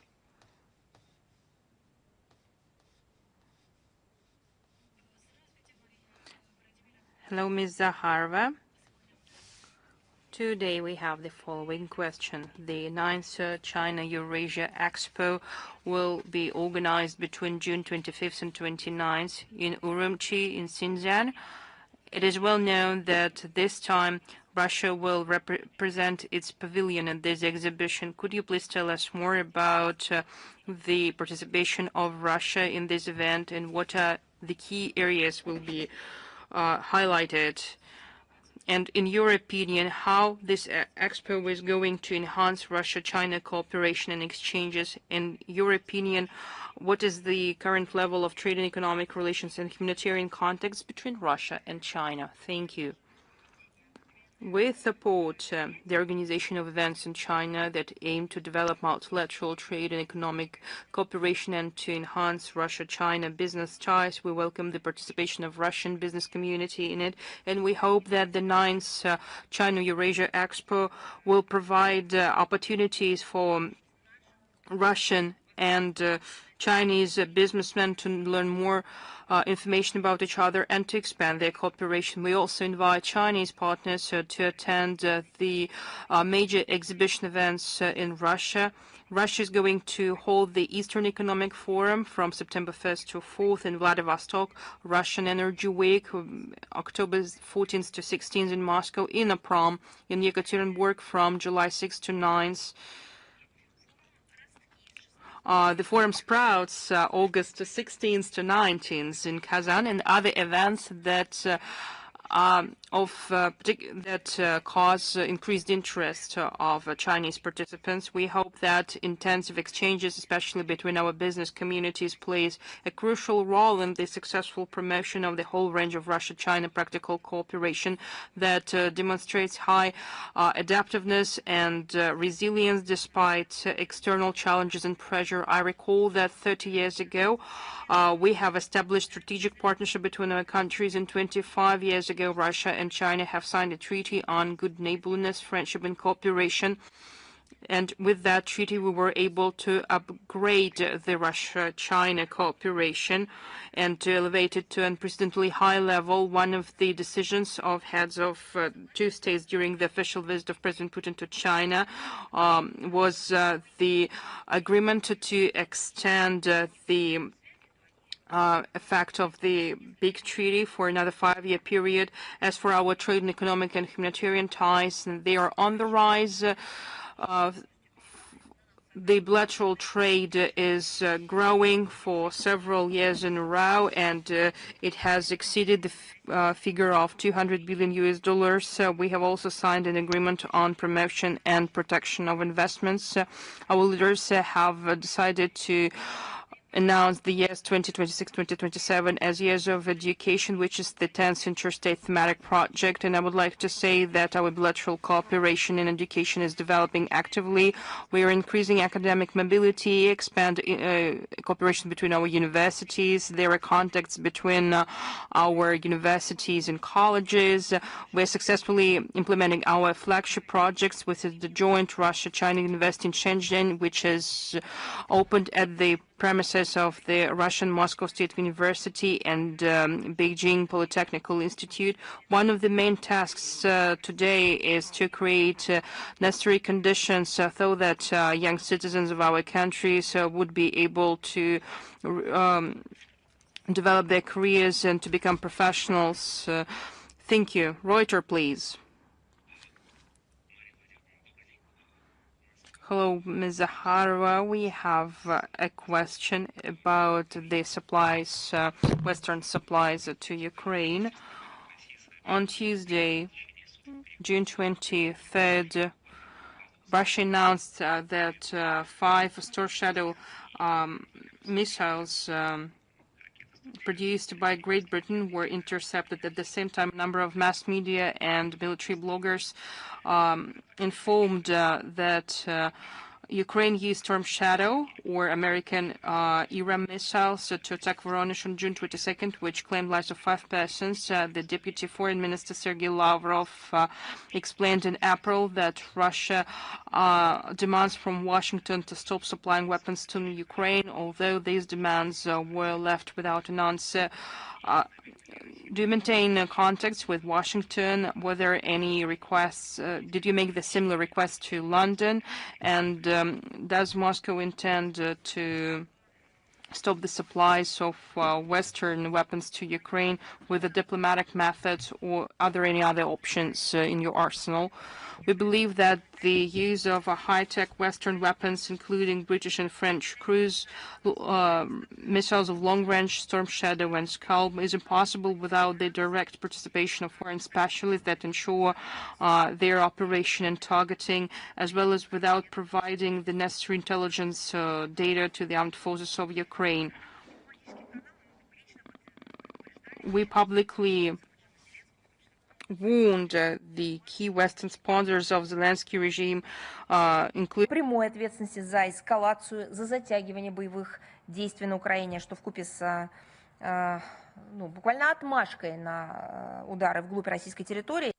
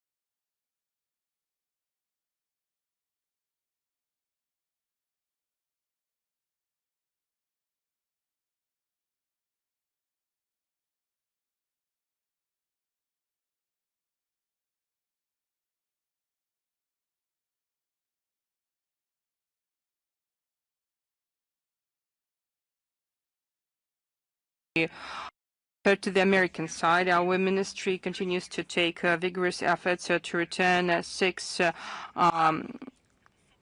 objects of the Russian state property in the United States, and despite their diplomatic status that guarantees its immunity, this property was seized by American authorities in 2016 and 2018 in violation of international and legal commitments of Washington. I recall that we are talking about our property in states Maryland and New York, trade mission in Washington, 2 buildings of the Consulate General in San Francisco, as well as the residence of the Consul General of Russia in Seattle.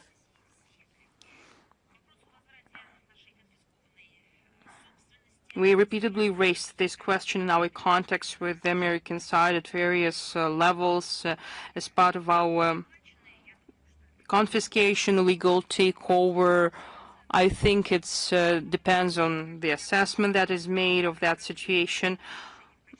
We have a dialogue on a number of irritating factors in our bilateral relations, and we presented as a condition, and only one condition, that will help to restore trust and normalize interstate cooperation. Americans have received proposals to address the situation and to normalize relationship between our countries. However, the State Department doesn't show the proper interest to that topic, but we'll continue to our work to return this property. China Media Network. Our Communist Party is celebrating an anniversary. What role the Communist Party is playing in this historical process? What is the main factor that has ensured its resilience and ability to lead the country forward? Yes, we would like to congratulate our Chinese friends on this important date, which is 105th anniversary of the establishment of the Communist Party of China, that continues its historical mission and ensures the comprehensive and progressive development of China. Under its leadership, China has made impressive achievements in economy, social science, and technology, and it has strengthened its international positions, and the party has more than 100 million members. Our country has provided all the assistance to the Chinese people and to the Communist Party of China in the difficult times of revolution and liberation fight, and when new China was established, and contacts between our parties provide a strong contribution to the Russia-China comprehensive partnership and strategic cooperation. In a new era, the leading political forces of Russia continue to work together with the Communist Party of China. We have pursuing a coordinated work between our parties, which makes a significant contribution to the comprehensive development of the whole range of bilateral cooperation. Thank you. About news, please. Hello, Ms. Zakharova. Vilnius started talking about the failed sanctions policy. That assessment was made by the potential Prime Minister. Is it pre-election rhetoric? I recall that Lithuania has blocked the transit through Klaipėda. At the same time, the Lithuanian economy has suffered from this decision, and the Russian and Belarusian logistics have found another alternative. I recall that Lithuania is one of the proponents of imposing various restrictive measures against Russia, continues to pursue a destructive policy to sever trade and economic relations. Any public rhetoric on the failure of the sanctions pressure in our country is used by Lithuanian politicians as a point to further intensify anti-Russian restrictions. And as for the second part of your question, I would like to say that Russia has its own logistics infrastructure on the coast of the Baltic Sea. Thank you. Rudolph, please.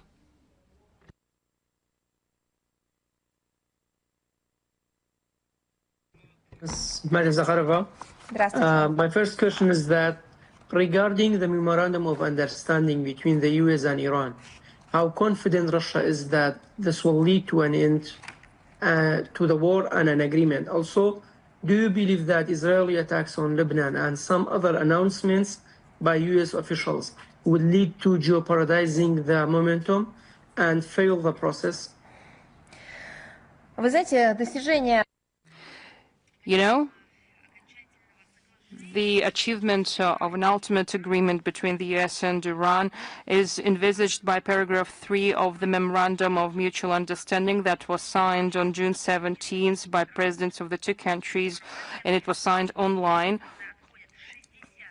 Well, it requires 60 days to develop it, and this deadline might be extended on mutual consent, and the paragraph 14 of this memorandum envisages the approval of the document by the resolution of the United Nations Security Council, which is compulsory for the implementation by all member states of the United Nations. When the US and Iran will reach final agreements, we will be ready to, in the most constructive way, to participate in the process and the agreement of the relevant draft resolution of the United Nations Security Council. What will this support from Russia include to prevent any other possibility for a new war to start between those two countries?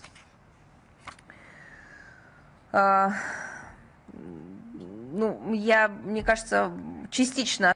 I think that I have already provided an answer to that question partially, answering your first question. Talking about the resolution that should be taken by the United Nations Security Council to prevent the outbreak of war of US and Israel against Iran, I think a lot depends on the content as well as on the will of the member states to fulfill their obligations that are related to the implementation of the decisions taken by the United Nations Security Council, as well as norms of international law.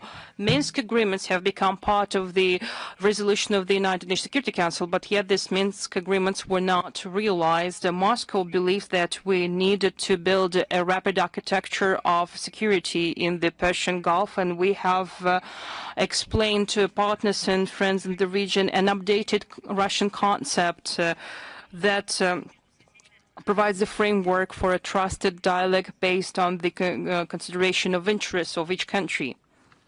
Great. My last question is that how's your cooperation in 2026 compared to 2027 with Syria, especially in economic way?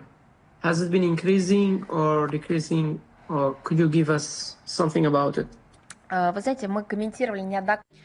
You know, we repeatedly commented on the Russia-Syria relationship at the current stage, namely during the briefing of the 10th of June. Let me repeat that we keep extending the multifaceted cooperation between our states. Both entrepreneurship and state agency are involved. The Permanent Russian-Syrian Commission on the Economic, Trade, Scientific and Technical Cooperation is working, so we are committed to advancing it even more. Спасибо вам. С нами ли? Спасибо взаимно. С нами ли Лен? Thank you. Lenta Ru, are you with us? Good afternoon. We have only one question, if you may. As you noted today, Ukraine is undertaking attempts to glorify Nazi collaborators.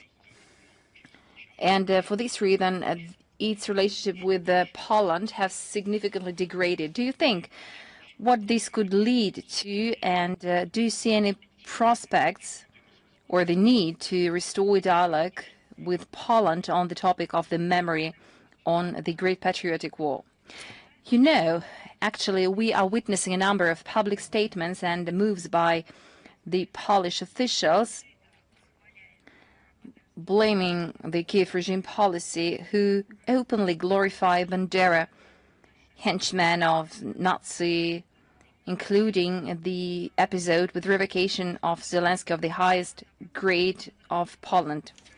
We should not forget about revival of Nazism in Ukraine, and this goes back to the Nazism of the 1930s. It was made at connivance of the Western sponsors, and all in all, it has a contemporary dimension as well. I mean, expelling everything related to the Russian identity, not only in the territory of Ukraine. That is why, starting from the coup d'etat in 2014, Polish officials kept singing praises to the Ukrainian politicians who were involved in glorifying Hitlerian lapdogs of the UPA, who believe that the Polish people will evaluate the actions by the political class who, seeking to harm Russia, nourished the hotbed of Bandera ideology. You know, given that it stopped being a purely domestic policy, this is a global challenge. I'm talking about Nazism, which is being nourished and glorified in Ukraine. It has gained a global dimension. Of course, every state has to decide on which awards to issue to whom. Of course, it was an imperative. It was always the case. But as long as the highest national award is given to someone who, as we speak, is destroying Russian-speaking citizens, those who relate their lives to Russia, I have something to add. Perhaps the Polish officials would award it to those Polish citizens who truly act for the prosperity of the country. I mean, those who are involved in maintaining the historic memory, who want to maintain the memorials erected to brotherly warriors in Warsaw. For instance, Iżytica could get this award, this highest order, because he paid the price of his life protecting monuments. And this is true given what is happening to him in Poland. He protected the memorials and monuments erected to those who secured the survival of Poland. But frankly speaking, I have doubts on that, not because, unfortunately, the present Warsaw has been intoxicated by this interest to harm Russia by hook or by crook. I have doubts on whether anti-fascists would accept this award, the award which has been given to Zelensky. And a few decades ago, the same award was given to Goering Nazi. Currently, Zelensky, the neo-Nazi Zelensky, had this award revoked. But what about this award given to Goering? I'm really interested to know what the situation was. I didn't find any information, any facts proving that Goering and Mussolini had their awards revoked. Maybe there is at least a single letter. Once again, I'm really excited to know that. Russia rejects any attempts to rehabilitate Nazism. Our stance is well known. OU and UPA have tarnished their reputation by the inhumane crimes committed against Soviet and Polish citizens of various ethnicities, Polish, Russian, Belarusian, Jews, and even Ukrainians themselves who did not share inhumane ideologies of Bandera. In a civilized society, there is no place and could be no place to successors of Ukrainian collaborators of Hitler. As for the renewed historical dialogue with Warsaw, the question itself for us is hypothetical today. Why? Over the last decades, many efforts have been applied, including those of joint manuals on history. A lot has been done in order to leave this page in the past, but at the same time not to forget it and to allow future generations to live in peace and accord. But everything was crushed by the Polish officials. They have been intoxicated by these Russophobic sentiments. The Polish authorities conduct hostile policy towards our country. For many years, they have been engaged in falsifying the history, destroying monuments to Soviet warriors, liberators, and to their own Polish warriors. Once again, I repeat that these monuments were erected by Polish citizens. Both Soviet and Polish warriors paid the price of their lives protecting and defending the peace free of fascism and Nazism and the future of Poland as a state and as a people. This state owes to them their statehood. There is no environment to build a dialogue. There is nothing to discuss, because there is nothing to discuss with those who support blindly the neo-Nazi Kiev regime. Thank you. Newsroom, are you with us? Good afternoon. We have two questions today. First, Starmer became the 5th British Prime Minister in a row who didn't stay in his position till the end of his mandate. And the UK will have its 7th head of the government within a decade. How does Moscow interpret such political reshuffling? Does it testify to a systemic crisis of the British political model? Does Russia have any expectations given the change in the government of the state? Or does this reshuffling have no impact on Moscow's stance? You know, we gave comments repeatedly on the crises within the British government. At the last briefing, we mentioned it. That is why the statement by Keir Starmer about resigning from the leader of the Labour Party and the position of a Prime Minister came as no surprise. Because that is how the UK political machine works.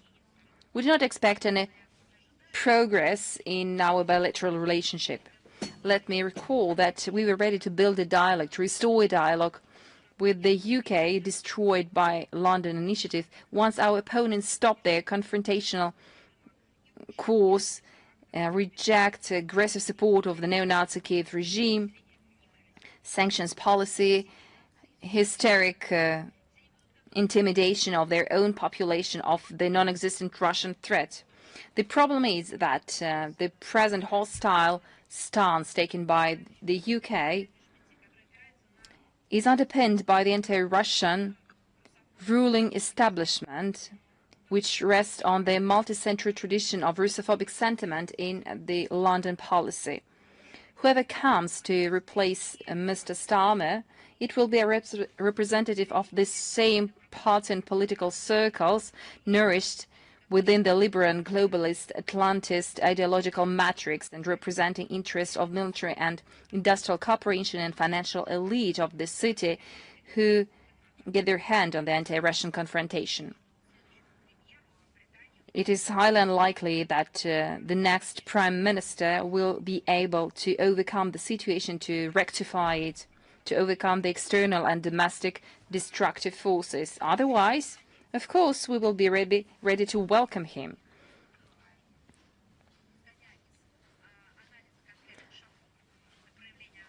Analyzing the specific moves undertaken by the UK, we will be happy to see a new occupant of Downing Street to manifest wisdom, courage, and internal power, then we will be able to start from scratch. If he rejects the aggressive narrative, the attempts to find an enemy where there is none, and to throw in money for the confrontation, it would serve the interests of London itself. It would also allow for the government to gain trust from their own population. If a Prime Minister dares and has the courage to make such moves. But it would also contribute to maintaining the fragile peace in Europe. This restoration would help all of us to move away from the precipice that we are approaching, and this becomes vital. Our next question. Zelensky said that Kiev will define who will represent European states at the potential talks with Russia, while the master of the European flies, if I can say so. So at the June summit, the EU did not endorse one candidacy for the role of a broker or negotiator. Я уже сказала об этом кратко. Позволю перебить вас, потому что кратко сказала, а расширенно и со всеми обоснованиями.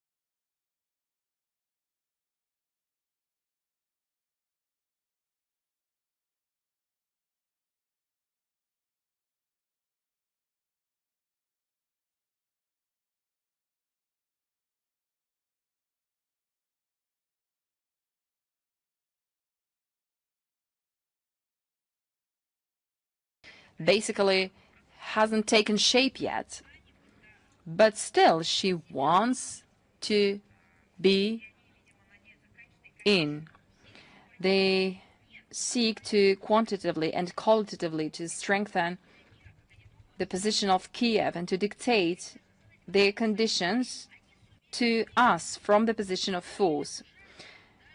So the question arises whether these states are still sovereign, or maybe they sold their sovereignty to Zelensky.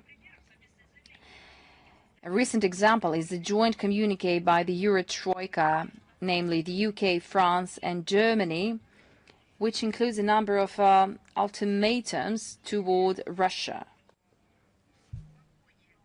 We saw these Troika in a train car leaving Kiev. A British, a French and a German were sitting in a train car preparing a table with spoons and cups. Maybe that is how they were preparing a document. We do not know how this really happened. So Europe does not hide that it sees itself at the negotiation table not as a constructive broker, but as a representative of the anti-Russian camp within a certain united delegation of the West and Ukraine. So you see, this is a hybrid grouping. It also echoes the statement you mentioned by Zelensky about a certain right of Bankova to choose a negotiator from the EU. Well, surprisingly, that amid multilateral military, financial and other support allocated to the neo-Nazi Kiev regime and encourage terrorist attacks against civilians, Europeans speculate about a certain role in the Ukrainian settlement. So they have been engaged in terrorist attacks. They cannot be peace brokers. So what Europeans can offer against this backdrop? Now they believe that they pay for this war. That is why they cannot see this war finished without them. This seems to be the sole argument. But here is our response. In other words, they are interested in not losing their investment into the Kiev regime and their own military and industrial complex. So at the end of the day, they do not care about sustained settlement. Anyway, prospects of a dialogue, whoever is a negotiator, will depend on the real willingness of Europeans to respect our legitimate interests. This should find its confirmation in concrete moves. If someone is willing to help, as Russian President Putin put it, we only welcome such initiatives. Thank you very much. Thank you. Dunya News, are you with us? I'm Shahid Gumman, correspondent Dunya News, Pakistan.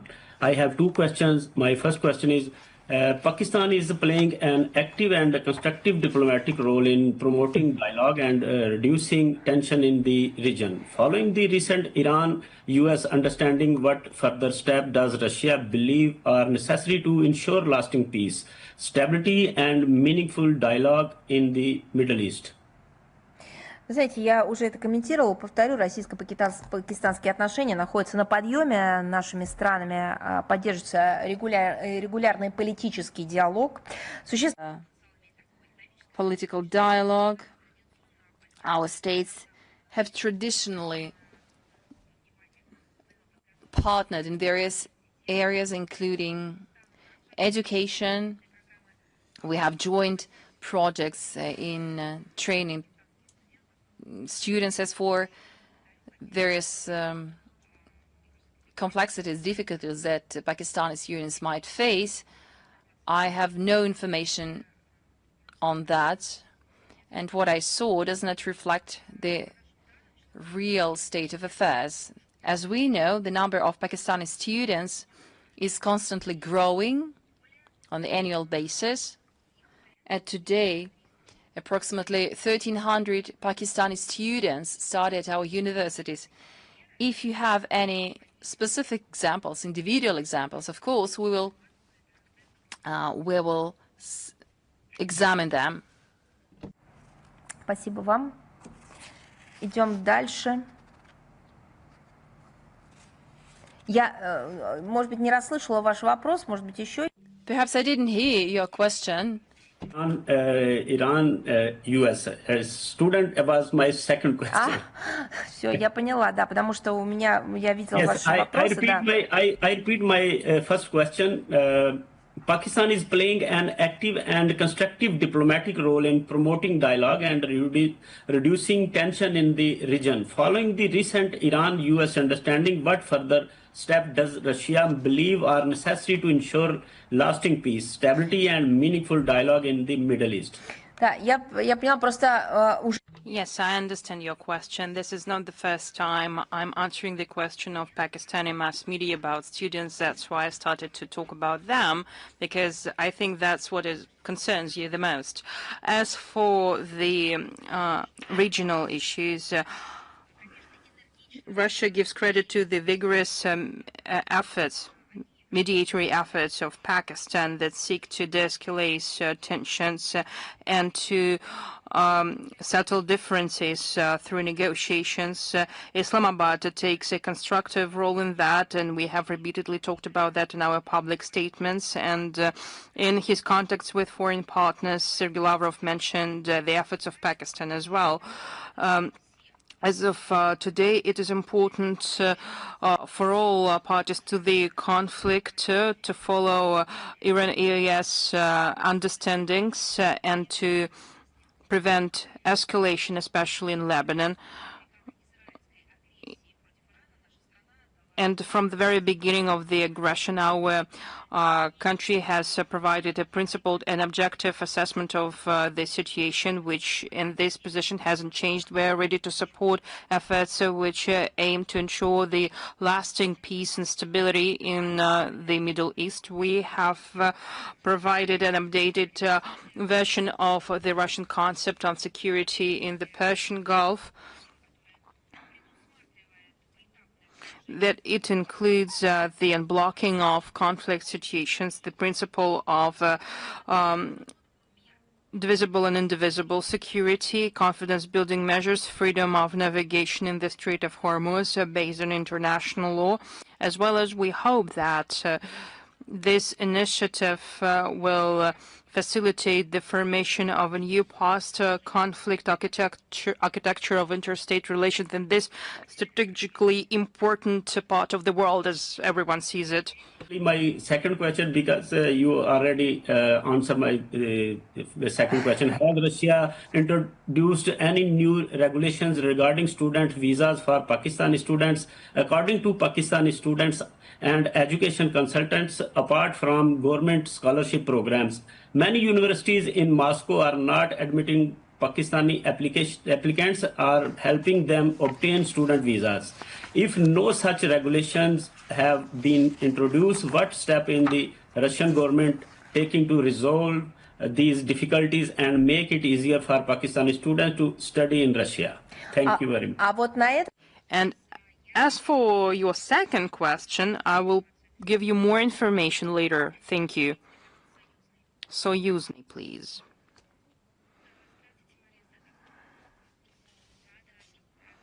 Hello, yes, I'm hearing you. So our question is what Moscow thinks about Zelensky's ultimatum, who demand Minsk to dismantle retranslators for Russian UAVs, which are allegedly in Belarus, and he threatened to attack Belarus, and now he believed that they were disconnected, given that Germany started to deploy soldiers on the border with Belarus. Can we believe that the West is following its coordinating plan to drag Belarus into the conflict? Well, that's the militarist and terrorist essence of the Zelensky's regime. They want to drag Belarus into hostilities and to expand geography of combats. That only would complicate opportunities to settle the conflict with political and diplomatic means. This issue was commented by the Foreign Minister Sergei Lavrov at the 12th Ambassadorial Roundtable on Ukrainian crisis. The genuine goals and the role of the West. I can only repeat that since March 2025, we have a treaty between Russia and Belarus on security guarantees as part of the Union State, and if there is need, Russia is ready to take an entire complex of measures envisaged by the treaty to ensure the security of our ally as well as the security of the Union State. Посольская жизнь, embassy life, please. Hello, Ms. Zakharova. Hello, dear colleagues. We have one question. Many European countries continue to restrict the work of Russian cultural centers. Does the Russian Minister of Foreign Affairs believe that the cultural diplomacy has fallen prey to the current crisis in international relations? Well, I believe that the cultural diplomacy gets more and more opportunities, but the whole range of countries see culture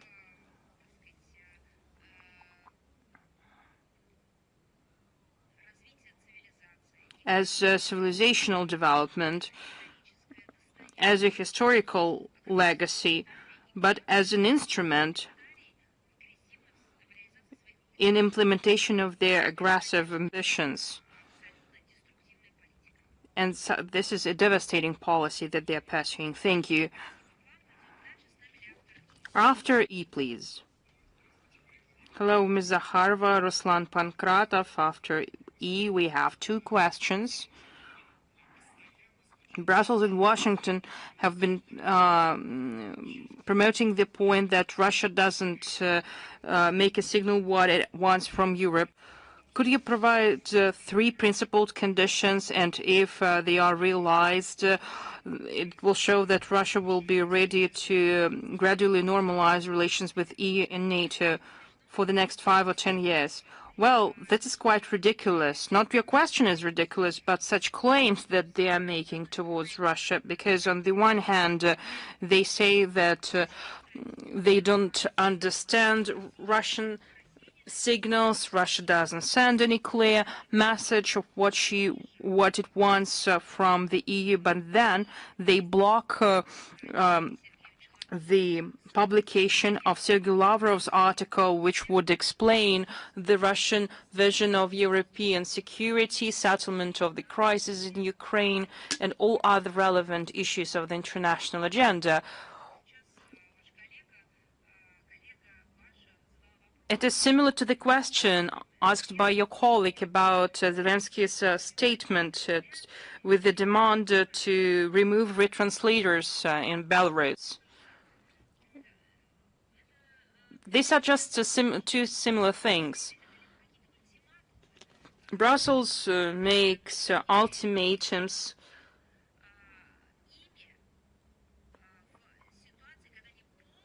and sometimes they make ultimatums in situations where it's impossible to listen to them.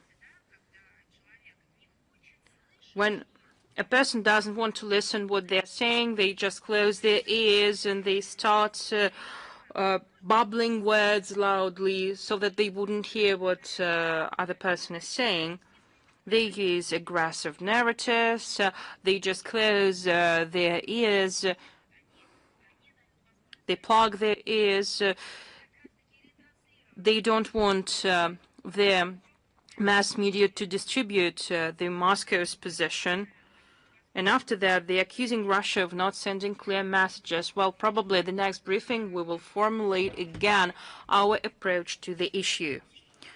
And we hope that they will hear you next time. The West is actively promoting the idea of special tribunals on Russian aggression, but at the same time, they ignore their own crimes that they committed in Yugoslavia, Iraq, Libya, Afghanistan. And is the Russian Minister of Foreign Affairs ready to offer an alternative agenda, for example, the creation of the long-term international commission on inquiry of all cases when the UN Charter was circumvented, or when the force is used in circumvention of the United Nations Security Council? This anti-Russian pseudo-tribunal has nothing to do with justice, goals and principles of the United Nations Charter. We have explained at previous briefings and at the statements of the relevant international platforms that such efforts of the EU and Council of Europe are failed, and they are inferior from the legal and political point of views.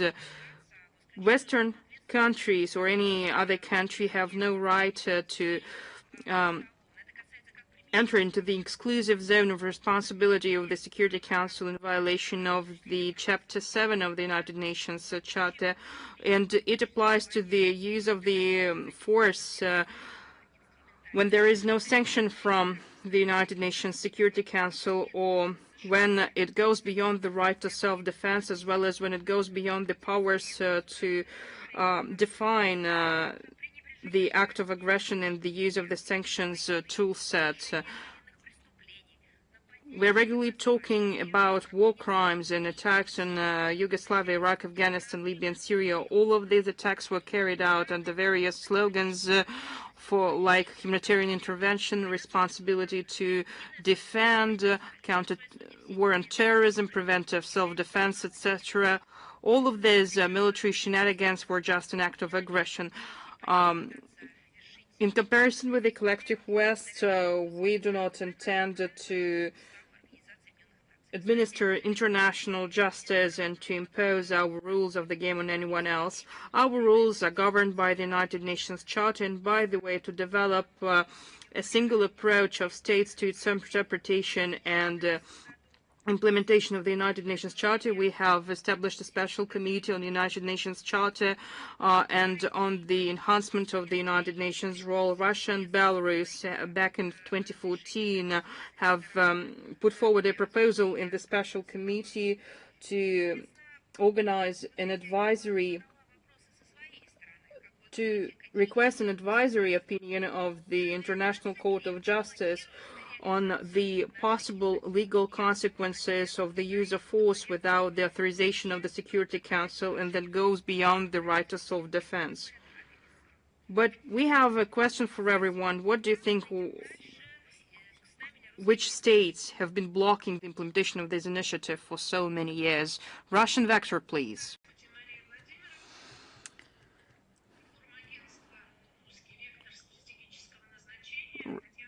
Ruski Vector Information Agency, Tatiana Plotnikova. Yes, hello.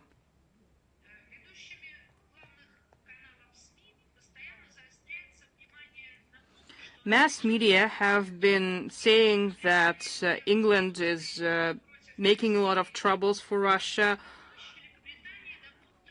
However, Great Britain has lost its power and it is no longer the Russian rival. We can judge that by the constant changes in prime ministers and their failing fleet and their domestic situation. Do you believe that Russia has only one equal rival, which is the United States?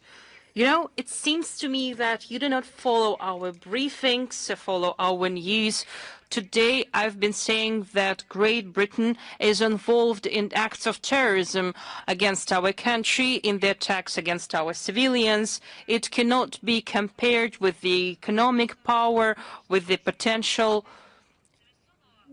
Great Britain doesn't have economic power, investment potential. As for its achievements in outer space, exploration, technology, they have nothing like that. But yet, they make a lot of troubles to us. Thank you for your attention, and see you next time. Wish you all the best.